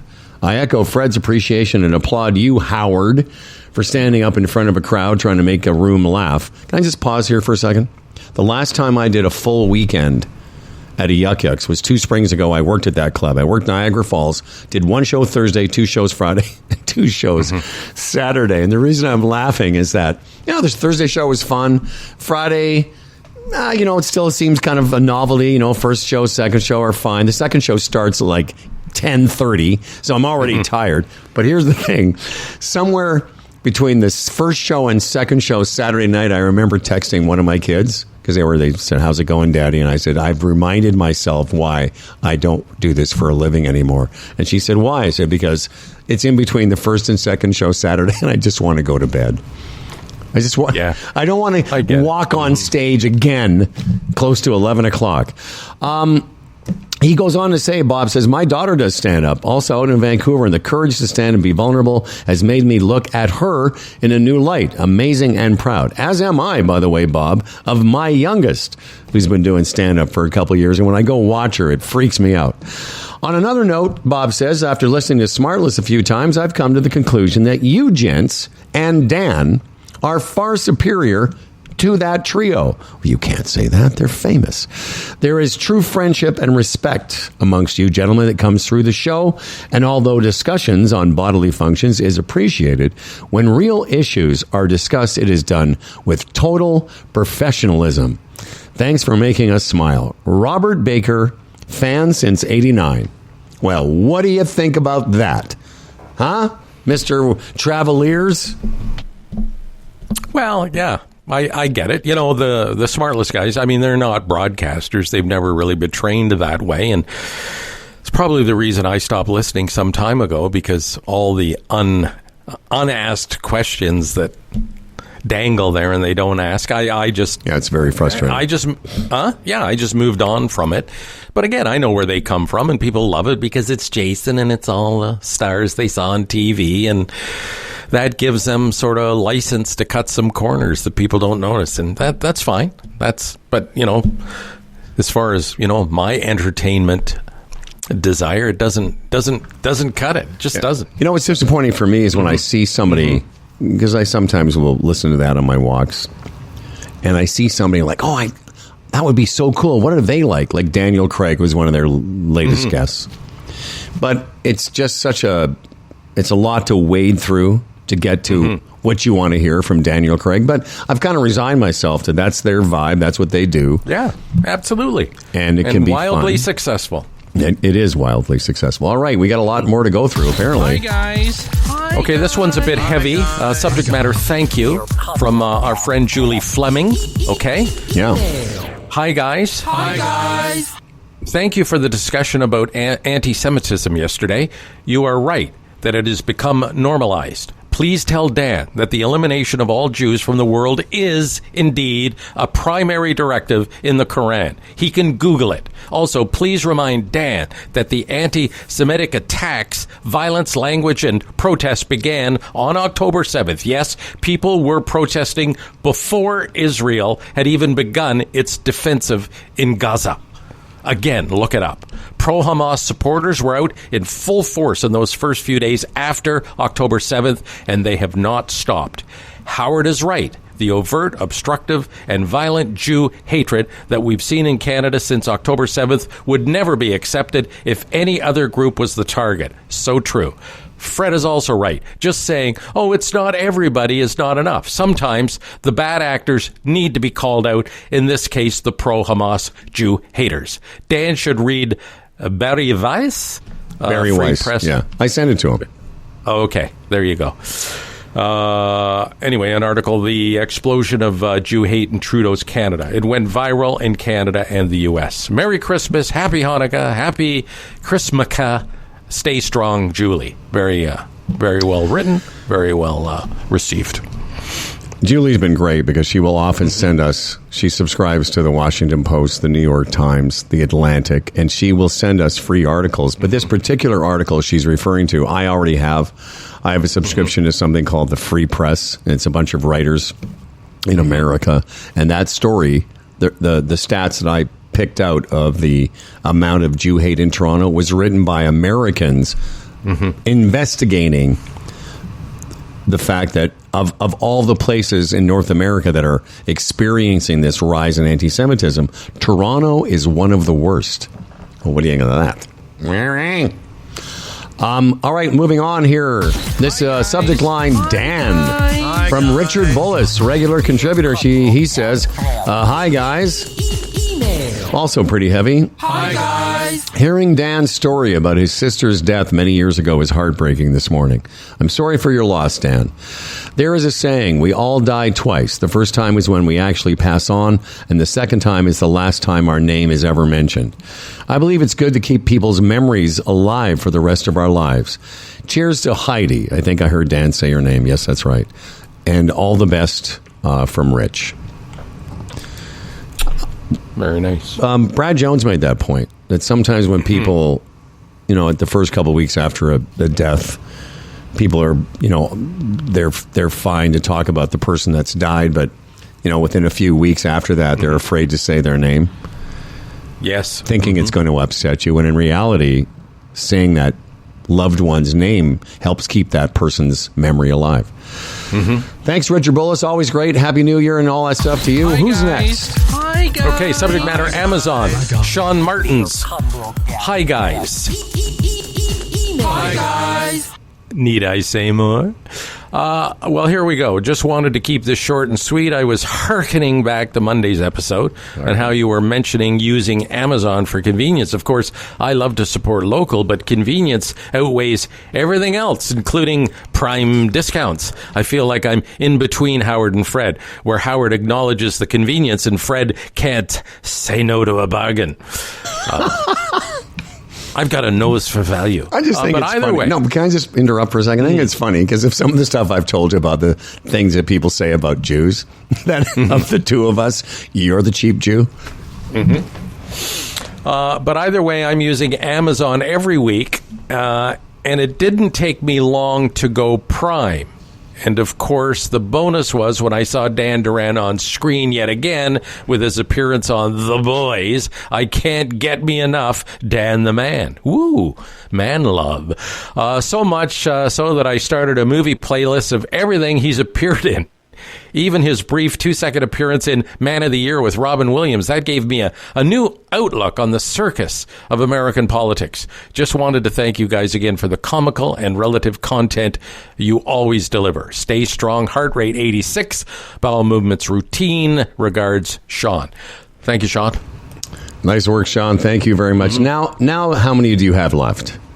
One, maybe two, but the one would almost be redundant, so... one. I don't know. I think I sent you too much. Okay, this is my second last one. The last one. Actually, you know what? Let me just do the last one because it's from Jennifer. We got to wrap up because Brett Tanner's we're going to run into that here pretty soon. Well, we could mention a couple when Dan comes back, too, because anyway, it's fun. Okay, then Let's do that. Yeah, I'm going to skip over this one. And why don't you do? Can you combine these last two, or you can? You want to just hear? You do your last one, then I'll finish up with Jennifer. Okay, this is short. Subject matter: best bit of 2024 from Andrew Grieve. That appears to be a new name as well. He says, "Hi guys, hi guys." The bit about the shitter next to Fred's trailer was easily the funniest thing on the airwaves in 2024. Happy holidays, Andrew Grieve. Yeah. Well, again, that's subjective, and then he's got a picture of, I guess maybe he's an artist. He's got a picture of a toilet out front of a trailer and a guy standing there looking all pissed off. I guess that's me. I think that's actually AI. For me. Oh, is it? I think so. It's been a while since I've seen it. I could look it up. We're AI. Everything's AI. Eventually, we'll just be able to have AI do this show for us while we just, make the money. Mm-hmm. What's your last one? This was. I'm sorry. Now I'm going back. Oh, okay. I'm not sure. It's about Barry as well. And did you? Maybe I didn't mean to send you that. Brunch, please. Did you read that one? Timothy Croker. Hi guys, because I'm not a Christmas Grinch. That was an entry for the the Kelseys, but she just talks about coming to see me, and yes. She's also seen Fred Ball do some stand up in Barrie. Right. Oh, okay. I've been a huge fan of your show since the Mojo 640 days. 100% percenter OG for sure. Wow. My wife Sarah and I, along with another couple, had an amazing time at Kelsey's a few weeks back in our hometown of Barrie. Great. Sarah and I also had the chance to see Humble perform in a comedy group of 10 comedians in downtown Barrie a few years ago. Love that. In the spring of 2018, we got to see Fred Ball perform the same night as Humble and the Mayor's Band in the Lumberyard in Barrie. I think I was at that one. It was such a memorable experience. It really was. We really look forward to seeing you all at the brunch this Sunday. Cheers. Timothy and Sarah Croker. That's very nice, and we should have done the hi guys and all that stuff. We appreciate you guys supporting us. There was one show in Barrie. I think you were at it. It was at that big tent, and I was the headliner, and I came on, and I was doing pretty well. And then that woman, the drunk woman, came up on stage. Remember that? I believe so. Yes. Mm-hmm. I don't recall the tent part, but where it was, but. It was a big banquet tent, I thought. Maybe I'm wrong. Oh, okay. But whatever it is. Oh, Howard. Memories. I'll tell you what. We're going to save Jennifer's email till the end of the show because she's included a present. And I want to have Dan back. Oh, okay. Because I think it's a present for you guys. Mm-hmm. Okay? Mm-hmm. Let me just get Brett Tanner here. Anyway, thanks, everyone, for all your feedback and the many, many kind words over the course of the last year and over the years, and it's great seeing new people's names. Mm-hmm. Yes. And we hope you'll be back on the 6th of January. We do all that stuff. Mm-hmm. Yes, very good. Here comes Brett Tanner. Here comes the Tan Man. Here he is. It's been too long. It's been too long, ladies and gentlemen. It's been way too long since we've seen. Last time I think I saw him, of course, would have been on the golf course, smoking cigars. Him and I hitting balls. Welcome back.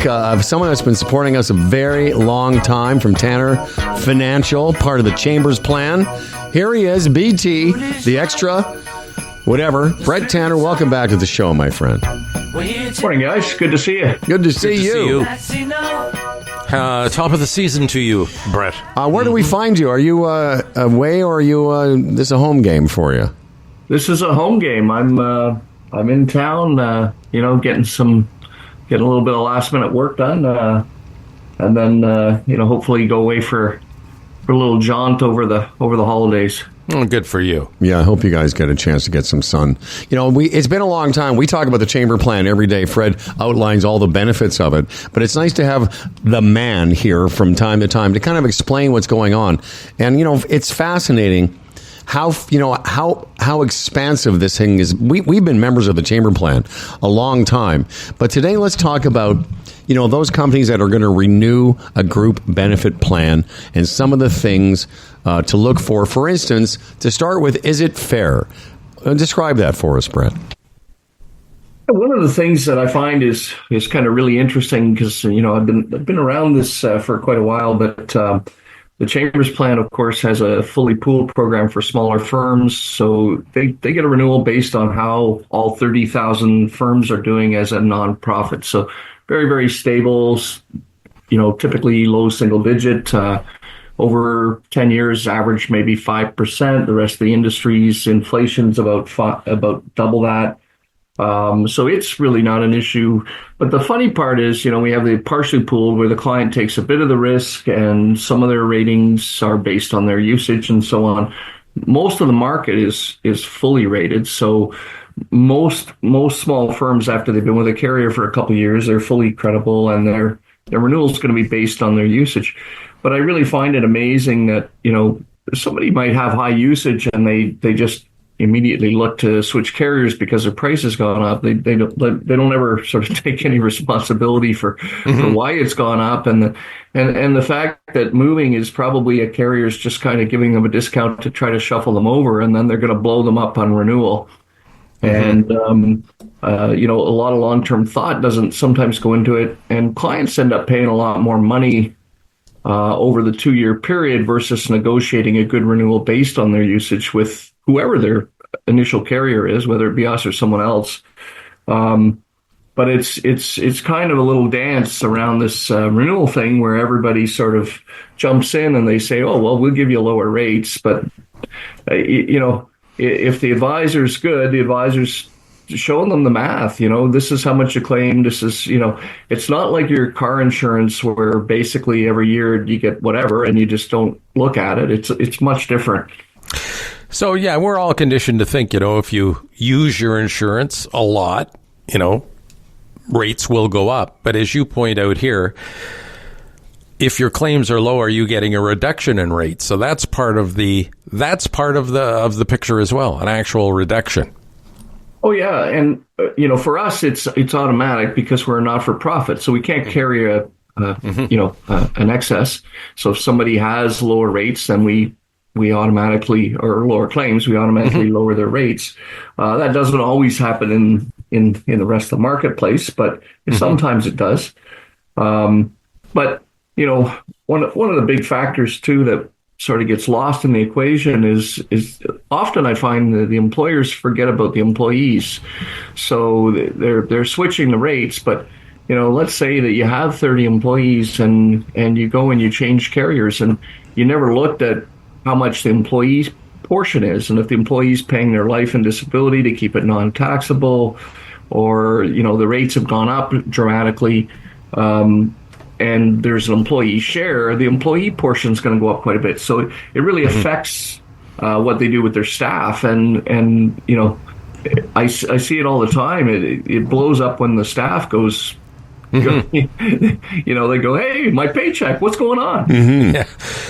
And you mentioned an advisor, the responsibility of an advisor, right? I mean, that's obviously significant. Well, the word itself is kind of what it is, but in the industry, and as there are in many industries, things renew, they just kind of, here it is. And, that's great if you've got sort of average claims and you've got an average renewal and, it just ticks along at 5% or whatever, but somebody should be paying attention to make sure that, all the things in your plan are going the way they are. Like if you've grown, maybe you have more eligibility for higher benefits without underwriting, things that sometimes people don't think about, but they put the owner in a precarious spot, because if the owner didn't increase that and an employee becomes disabled and then the family finds out they could have had a higher disability benefit and somebody was just too lazy to do the work and make the change, then they're going to get sued. It's a liability problem. So sure. The advisor should be awake at renewal, looking at all these things, looking at the rates. Is the renewal fair based on the usage? And, should you change plan design? If the plan design's not working for the employees and they're upset, or it's not working for the employer because they can't maintain the rates in their budget. And right now the economy's tight, so firms are looking for ways to sort of, they certainly don't want to pay more in expenses, so they're looking for ways to sort of keep things under wraps. Now, we have the benefit, like, again, we've told the story many times that we were clients of yours before you became a client of ours. Our advisor, Rod Johnson, came to us, I think, through my buddy Dave White. And he's been great with us. He's always very transparent. And it's interesting because you use that word when you say, when looking for an advisor, transparency is the key. And an advisor in that role, as you say, can really make a difference because we're talking about small businesses. Our business has 4 or 5 employees. These businesses that have the chamber plan, up to 100 employees, where, money's tight, as you mentioned. So that advisor not only needs to be transparent, but he needs to be, responsive to the needs of your company as the plan changes and as your company needs change. Yeah, and we find, like, typically, business growth is pretty similar across different industries. So, usually the owner's looking after benefits until there's 5 employees, maybe up to 10. You got an office manager. There's typically not an HR manager till 50. And the great part about some of the sort of freebies that come with the chamber plan is there's HR resources and a bunch of other things to help. And typically the advisors are used to coaching their clients on some of the HR issues that they're going to run into that they may not, hey, I manufacture widgets. I don't know anything about what's my responsibility on somebody's maternity leave. They don't have any idea. So it's good to have an advisor that's kind of focused on, what they're trying to do and helping them based on the size of their business. Well, I know one thing, Fred. It's a good thing we don't have an HR department because both of us would be, we'd be fired. We'd all be, there'd be nobody left here but Dan. Yeah, me too.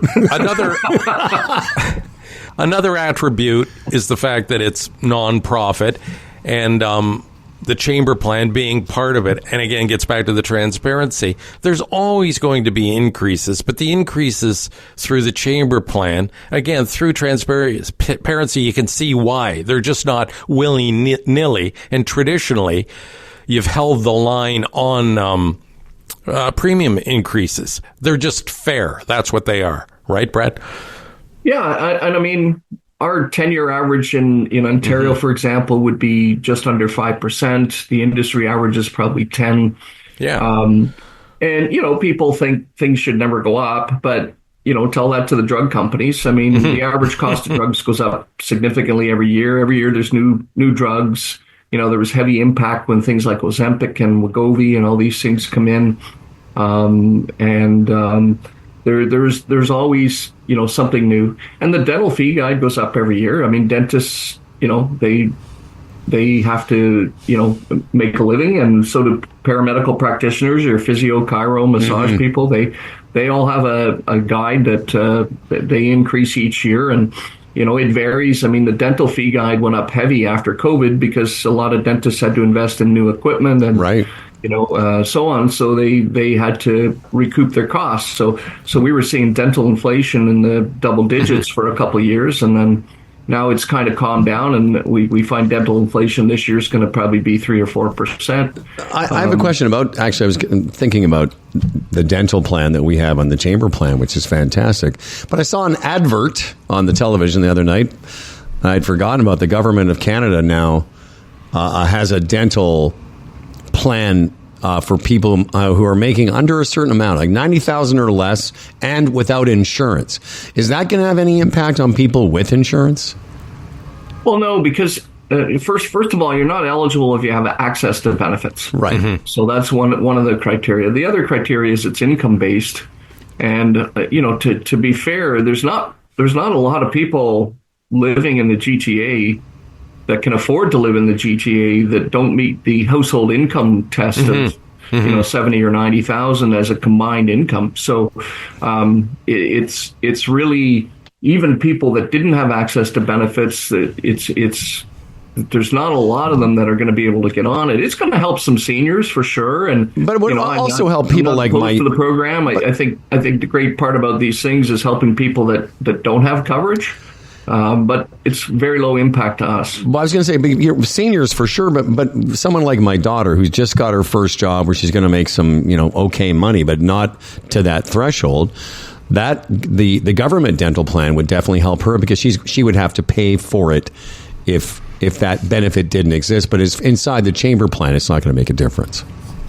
Yeah, and if your daughter's working anywhere and they have access to benefits, she's ineligible. So it's really not going to cover a lot of things. It's just going to cover people that really, either have low income and no access to benefits, or typically some seniors that and even some of the seniors, their pension threshold's high enough that they wouldn't, if you got two spouses and they're both getting pension, they probably make too much money to get it.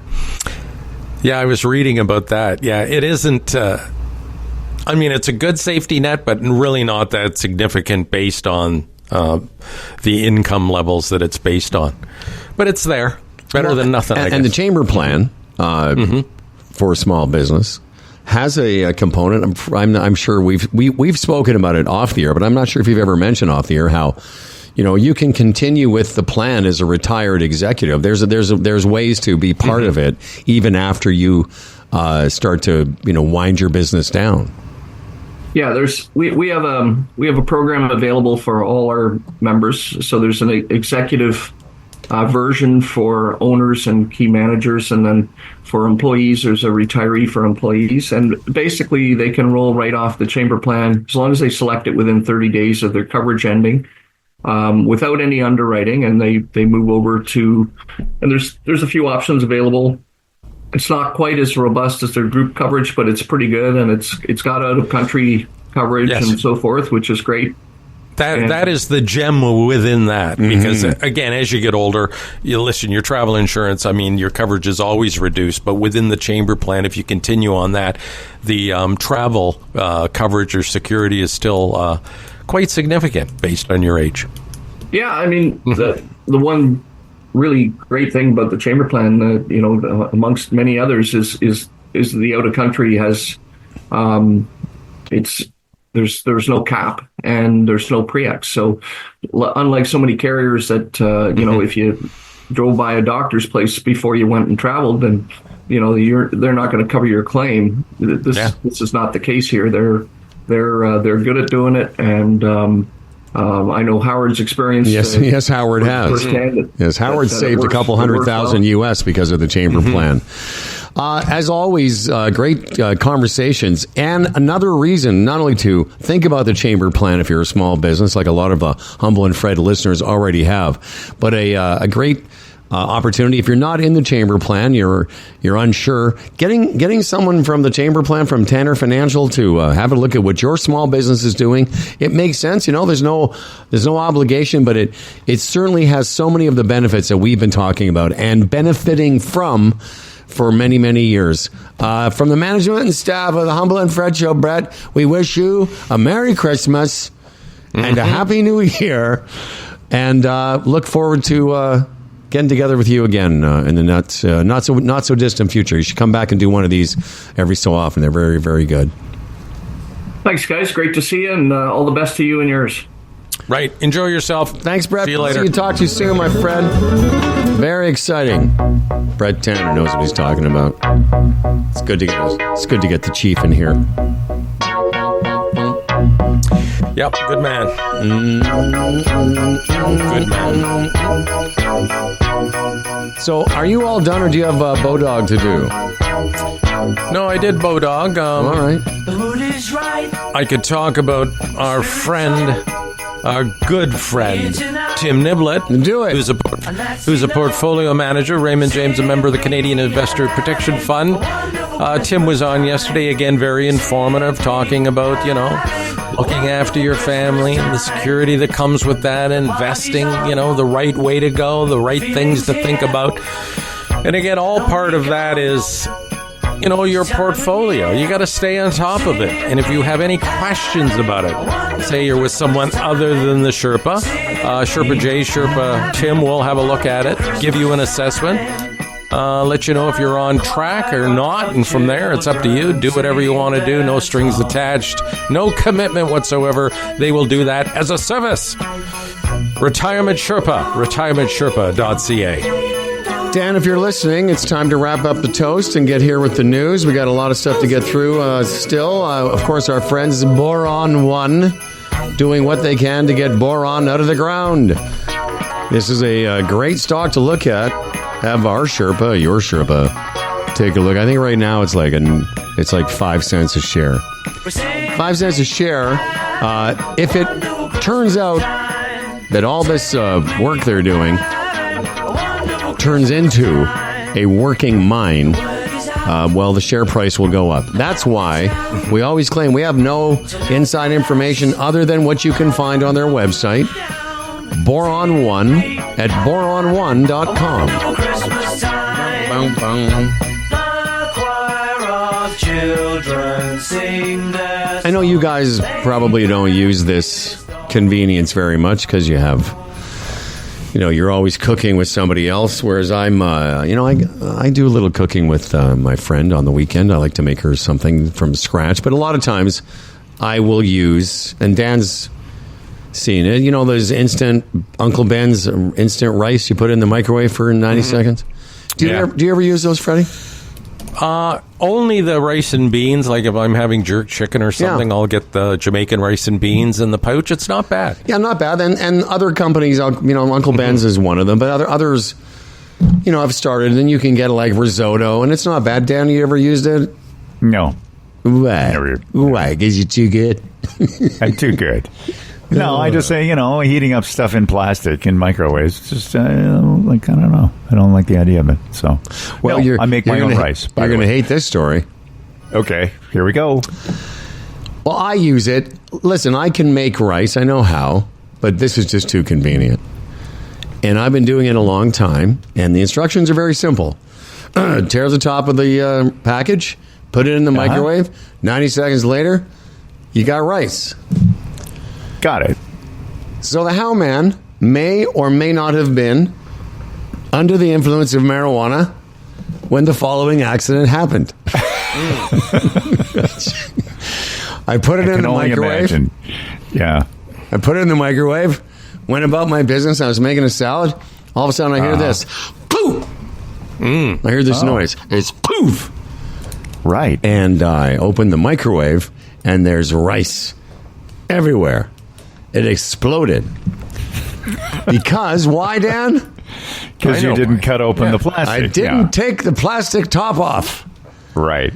Yeah, you're supposed to give it an outlet. Yeah. So here's the cool thing that the Uncle Ben's people have figured out. How would you not know that? I just explained it. I know it. Oh, you were stoned. I forgot. Right, yeah. I was a little stoned. Yeah. I wasn't like debilitated. I was just a little high, kind of going about my business. And for the record, I've been using these. I've been divorced for 15 years. I've been using this rice method for a long time. But here's the thing that they figured out, Dan, and I thought of you. Whenever things like this happen, I think, Dan would be fascinated by this. Not that you wouldn't, but this is a very Dan Duran-esque thing. What fascinated me is I opened up the microwave. There's rice everywhere. And I realized instantly that I've not followed procedure. I just missed that step. Yeah. But they figured that out.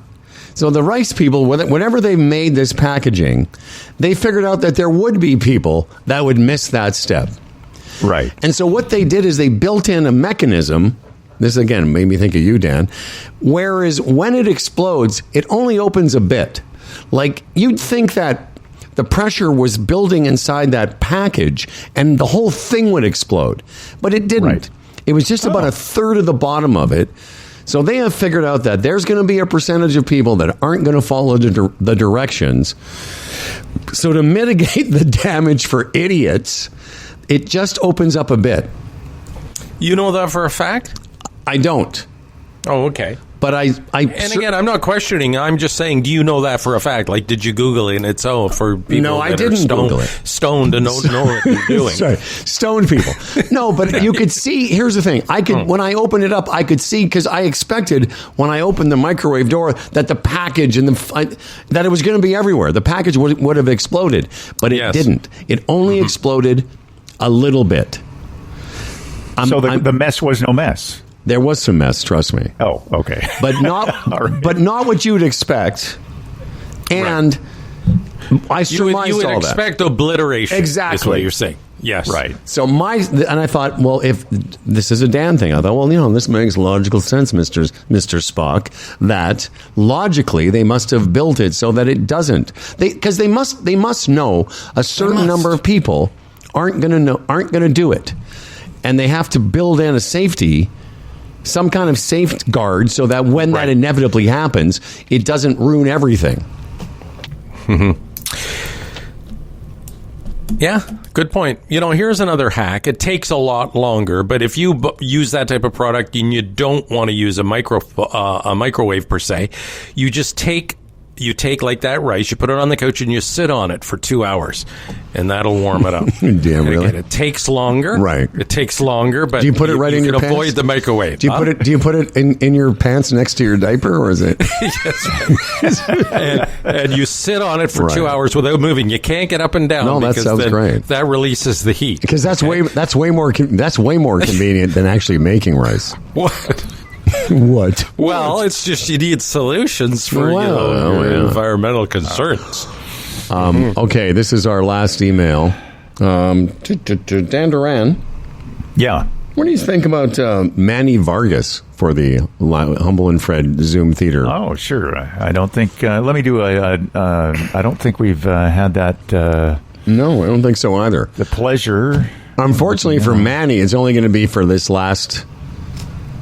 Because we can't do it. Hold over into the new year? Well, not really. Okay. Start afresh. Yeah. Yeah. Well, Manny's going to get when? What? Right now, he'll get the extra today at the Manny Vargas Zoom Theater. And that's it. Oh.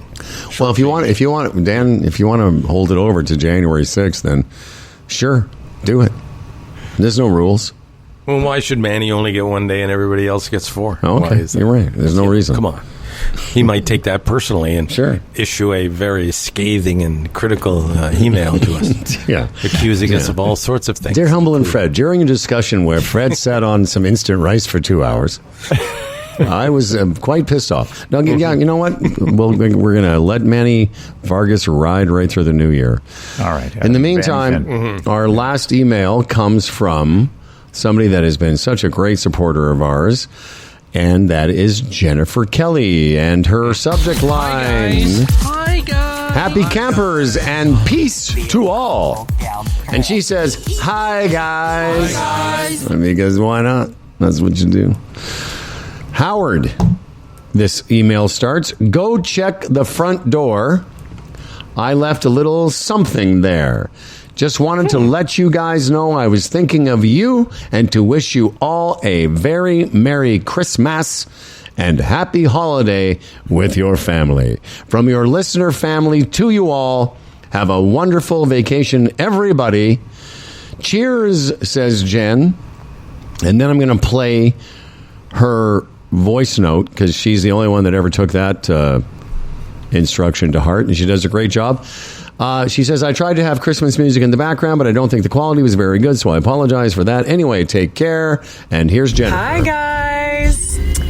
Wow, 2024 is coming to a wrap. It's the holiday season.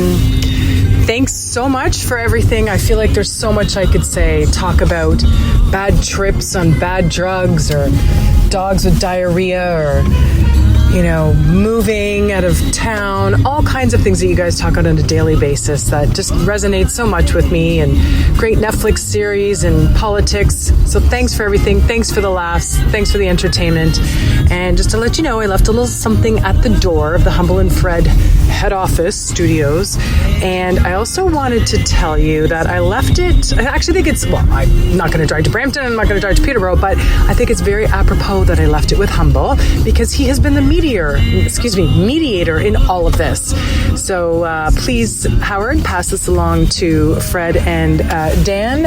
And boys, I expect this to be hung with pride in between your sights. Merry Christmas, Happy Holidays, see you next year. That's funny. That's sweet. That's so very sweet. Yeah, because that's what a lot of people, when they think of me, they think, yeah, Howard's the mediator. He's the guy that'll he'll calm. We have a bit of a spicy chat going on. Who should we get? Let's get Howard in here because he'll calm things down. Yep, finally, mediation. So here it is, boys, and I don't know if you guys can see it, Dan. But I want you to know, nice. much like other presents that I've received, it remains unopened. Mm-hmm. Look at that. Look at that. So, and beautiful wrapping. Would you say this is gaily wrapped, Dan? Yeah, very festive. Very festive. All right, so I'm opening it now. Beautiful ribbon. Okay, I'm going to get that open here. And now, Jennifer, I will definitely be recycling this bag for something. And I'm opening it up, fellas. It's got some... You're used to recycling your bag. Anyway, go ahead. Yes, I am, Frederick. Yes, I am. It's got some things on it. Yes. And it's a cottage sign. It's a... Look at that, fellas. Happy campers. Isn't that cool? It's like one of those cottage signs that you see at cottages. It's a bit of a motif of a trailer, including the hitch. And then you can see that on Facebook if you want. Look at that. That's got to be worth a good $25-$30. Wow. Happy campers. Very good. Well, I think you're going to be just doing it. You're going to be very disappointed. Can you now, Jennifer? That was a joke. Don't say that. Jennifer, I'm not sure if you meant to leave this on, but can you guys? I'm going to hold it up to the camera. I don't want to see. Is it winners? No. Can you see that? No. Oh yeah, Dan. $3. Very good. I'm going to hang it up right there. Well, you know what to do? I was thinking, you see the 10 there. Maybe you should put something there. Replace the 10. Oh, here. Behind you. Because it doesn't make any sense, the 10 anymore. Yeah, I won't be able to see it, though. No, that's true. Oh, I can see that. Yeah, right there. I could just hang it up somewhere. I like to maybe hang it up here for you guys for now. Yeah. Well, you know what? I'm going to bring it. I'm going to bring it to you on Sunday when I see you. Mm-hmm. Well, Dan could have it in the unit by next week, right in where he's sitting now. Yeah. Well, you mean his trailer? I thought he was gonna hang this on his dink. Because that's about the size of it, isn't it, Dan? Yeah. Isn't it, Dan? That's right. Does this remind you of anything, Dan? Huh? Yeah. I see what you're doing there. Yeah. All right. Well, thank you, Jennifer Kelly. That's very sweet and kind of you, and we appreciate that you say that from your listener family to you all. Jennifer, we had asked our listeners to bring a non-perishable food item to Kelsey's for us, not for the poor. Mm-hmm. And so maybe that is still going to happen. Okay. Danny. Right on. Thank you very much, Jennifer. Thank you, Jennifer. Dan. Thank you. Thank you. Dan, I want to make sure I have the right intro because, of course, it's the Christmas version. Oh, there we go. Now, here's to a fella named Dan Duran, a hell of a guy with a hella big wang, the quintessential anchor man, his voice is nice and low. Dan Duran, the anchor man comes, as for credentials he has none, can't tell a headline from his bum, but his voice is nice and low. Dan Duran, the anchorman's here, he's prone to falling off his chair, but he's got a big wang, so he don't care, and his voice is nice and low. My voice is nice and low. And now live from the trailer, which has a porta potty conveniently located closer to his trailer than you know who. We don't want to start that again. No. Who knows how many Dan Duran poos have been piling up, just waiting for Fred to return in the spring. Here's news anchor Daniel J. Geber Duran the third. Okay, the Republicans in the America are probably going to shut down their government because acting VP Musk doesn't like the budget. Citizen Trump's revenge tour is starting with a Liz Cheney GOP investigation. Lawfare is finally a real thing. And Matt Gaetz, well, it looks like whatever that report was about whatever he did was going to be released anyway. They had a secret vote. Now it's going to be released. We'll get to know what they found out about him. His pedophilia, you mean? Yeah, all the stuff that he did. Scumbag. Yeah. Anyway. Because they weren't going to release it because he quit just in time for them. Well, he quit. He quit because he withdrew his name. What was it for Attorney General? And what was it going to be? Yeah, it was going to be Attorney General. Yeah. And so, in order to be considered in the vetting process, you have to resign your congressional seat. So he did that. And then withdrew his name in hoping that this report wouldn't come out, but it's going to. But when he resigned, that report was to be released within the next day or two when he resigned. So it also seemed like he was resigning in order not to have the report. Okay, released. well, whatever it is, he's a cockhead. Yeah. That is true. But I got a short news story today, and really only the headline is needed for this laugh. Virginia hunter number 1 shoots bear in tree. Bear falls on hunter number 2 and kills him. Is that considered murder? A murder of the bear, certainly. Well, that's what I mean. Like, if you shoot a bear and it falls on your friend and kills your friend, did you kill your friend? Well, it should be up for consideration, shouldn't it? But you're also wandering around. Ladies and gentlemen of the jury, I ask you, this dead bear is actually the murder victim. Is the murder weapon. The murder weapon. That story is barely believable, honestly. Yeah. Here we go. What? It's really, that would be some kind of inadvertent manslaughter or something. It's I bear would think slaughter. That would be an accident, you know? Do you want to? There's no intent. Do you want to try again, or are you going to stick with barely believable? No, I'll stick with that. Okay, That's fine. I'm going to go back to my premise, which is, if you're being tried for murder, if you're the defense team, you bring in the bear corpse, put that thing up on the stand. That's what that's because that's the murder victim, ladies and gentlemen, right there. Yeah. Yeah, that's a wild story. And was that in the United States? Yes, Virginia. Of course. Yes. Yeah. You said Virginia. Okay, yes. Yeah. And it's a bear in a tree. Isn't that a little bit like fish in a bowl or something like that? What's the cliche? Like shooting fish in a barrel? Oh, right. Yeah, that's it. Yeah. A little bit like that. I mean, bear can't go anywhere else except up. So.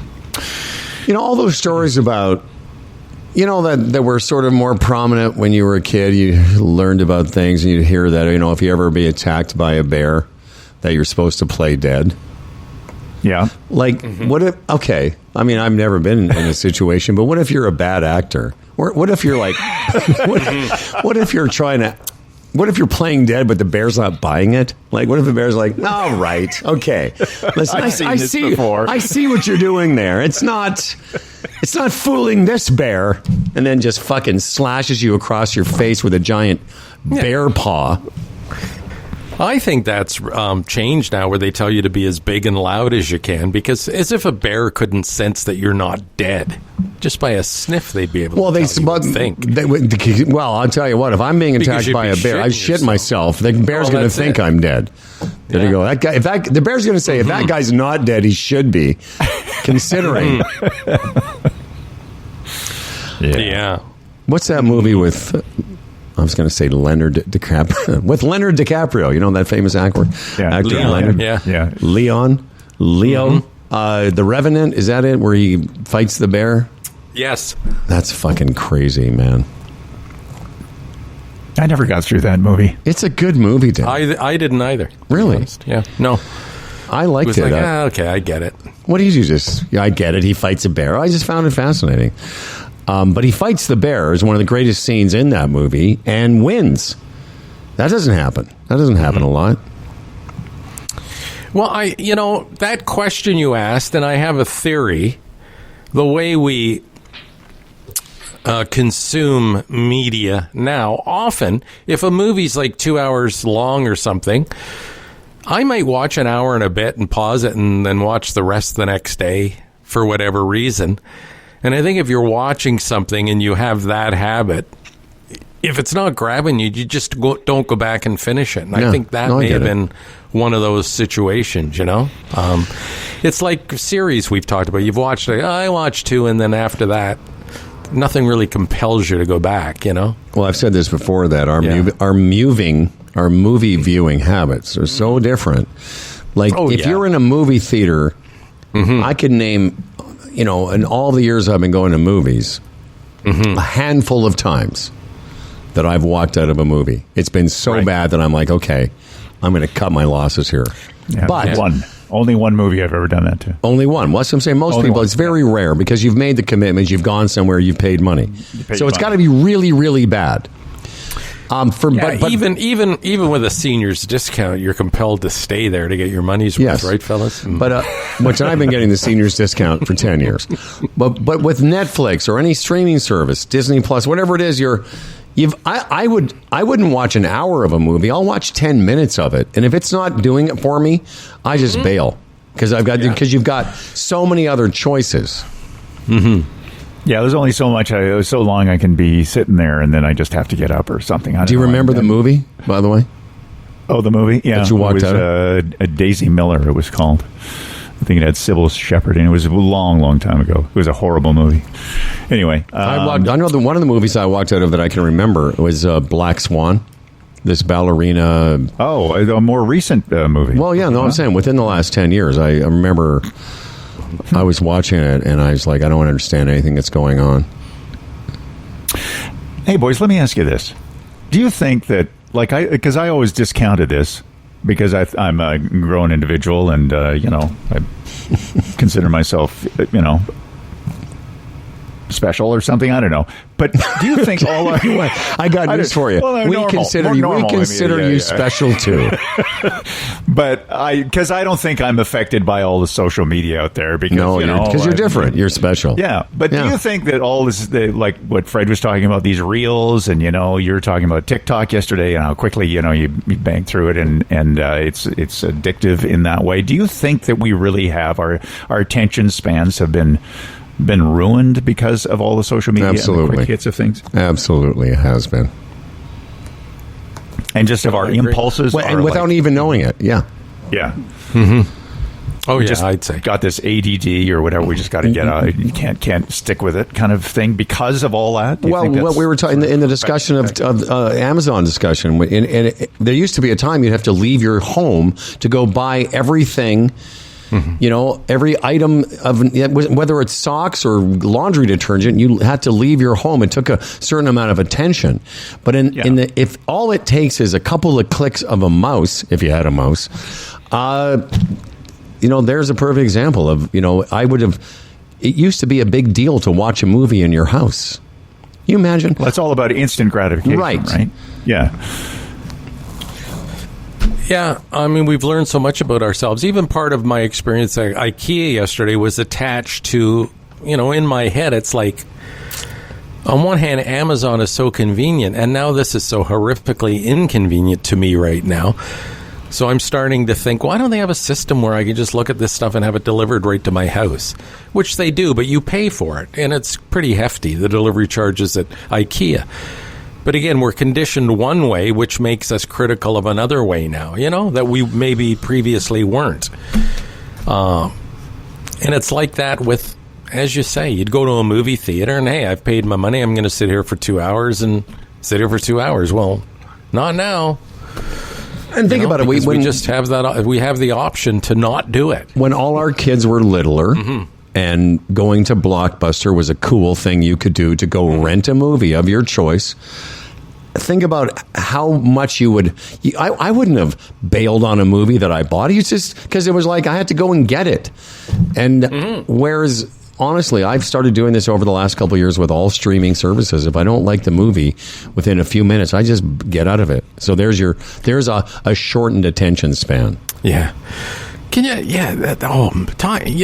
How long ago was that? There was a jumbo video of hearing on a Friday night. Oh, I'll go get us a movie, and there'd be popular titles at that particular time, and you go down there, and it wasn't available. You know what I mean? It was like people would dash in and grab that title, and then you'd have to go on a wait list or something, or be notified if it came in or come. Yeah, just think about that. Oh, I know. And this business model of the video and this DVD rentals like Jumbo, when they put all those together, like, they were totally sort of bankrupt of the future. Like, was there no one anywhere saying, before you do this, you might want to realize that this is all going to be digital soon. But they didn't. Just think about that.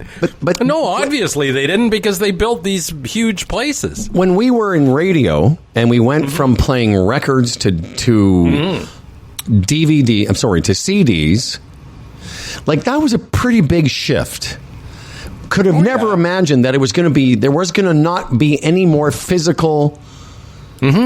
So you can imagine if the first Blockbuster opened up 35, 40 years ago, they weren't thinking, one of my this bits I used to do all the time is talk about how, kids nowadays have no idea the sacrifices that we made, which is we had to leave our home, go to a building, get porn, sneak it out under the cover of night and shame, and then bring it back to our house. I said, you kids, you'd like 2 clicks later, there's a goat fucking a llama, and it's like...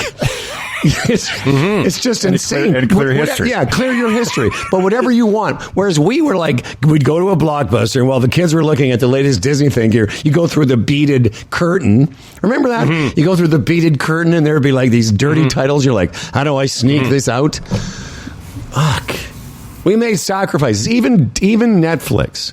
And we've had this discussion, but it makes me laugh.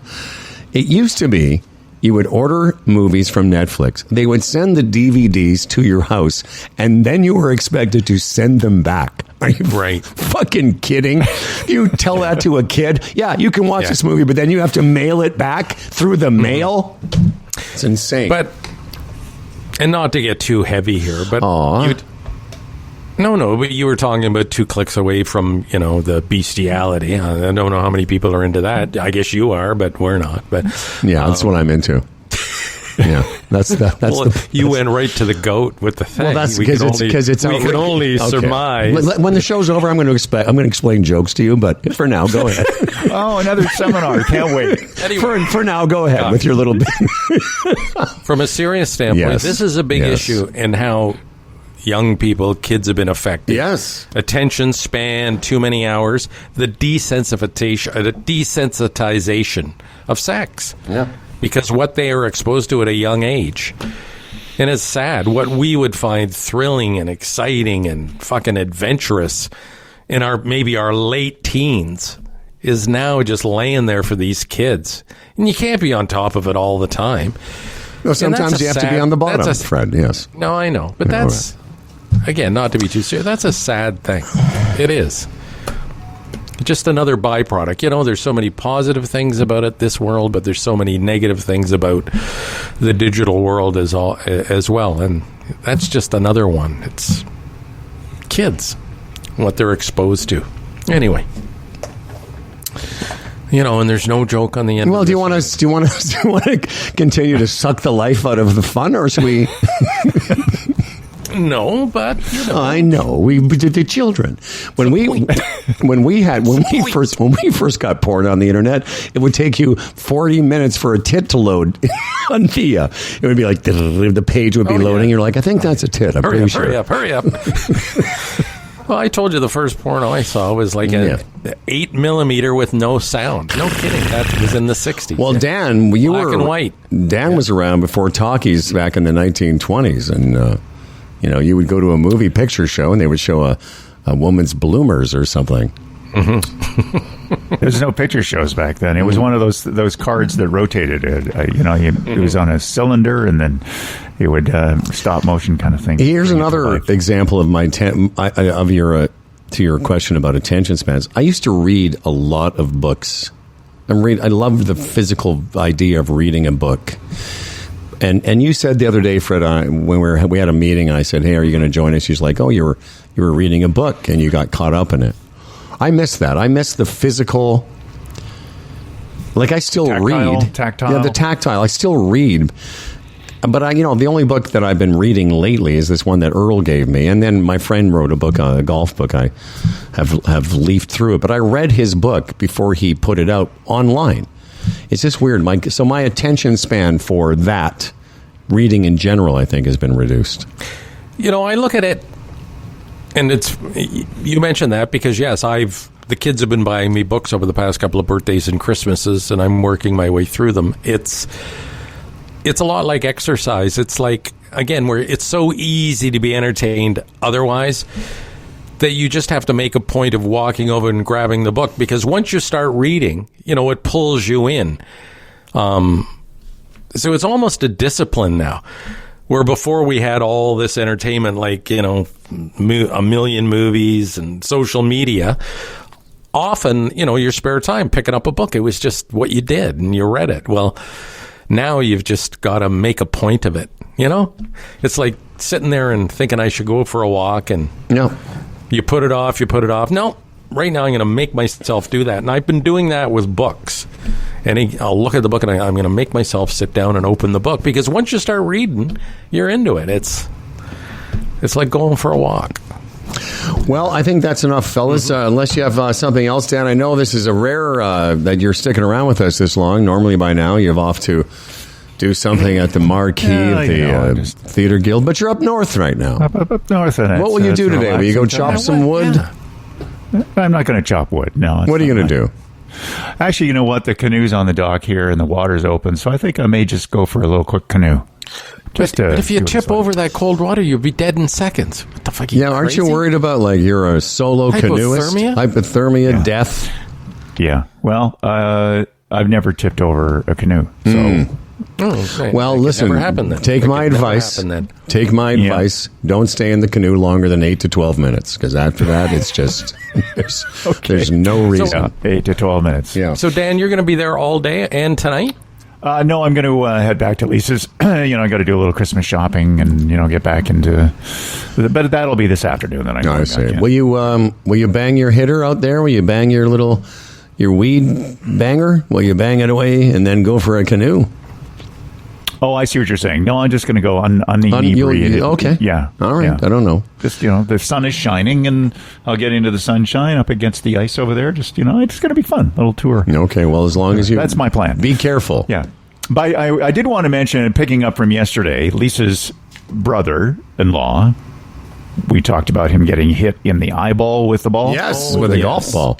And I didn't really know what had happened, so I did some investigating. Apparently, he hit the ball quite low, I guess, for the appropriateness of the wherever he was hitting it, and it hit a root of a tree and rebounded back into his eyeball. Yeah. Wow.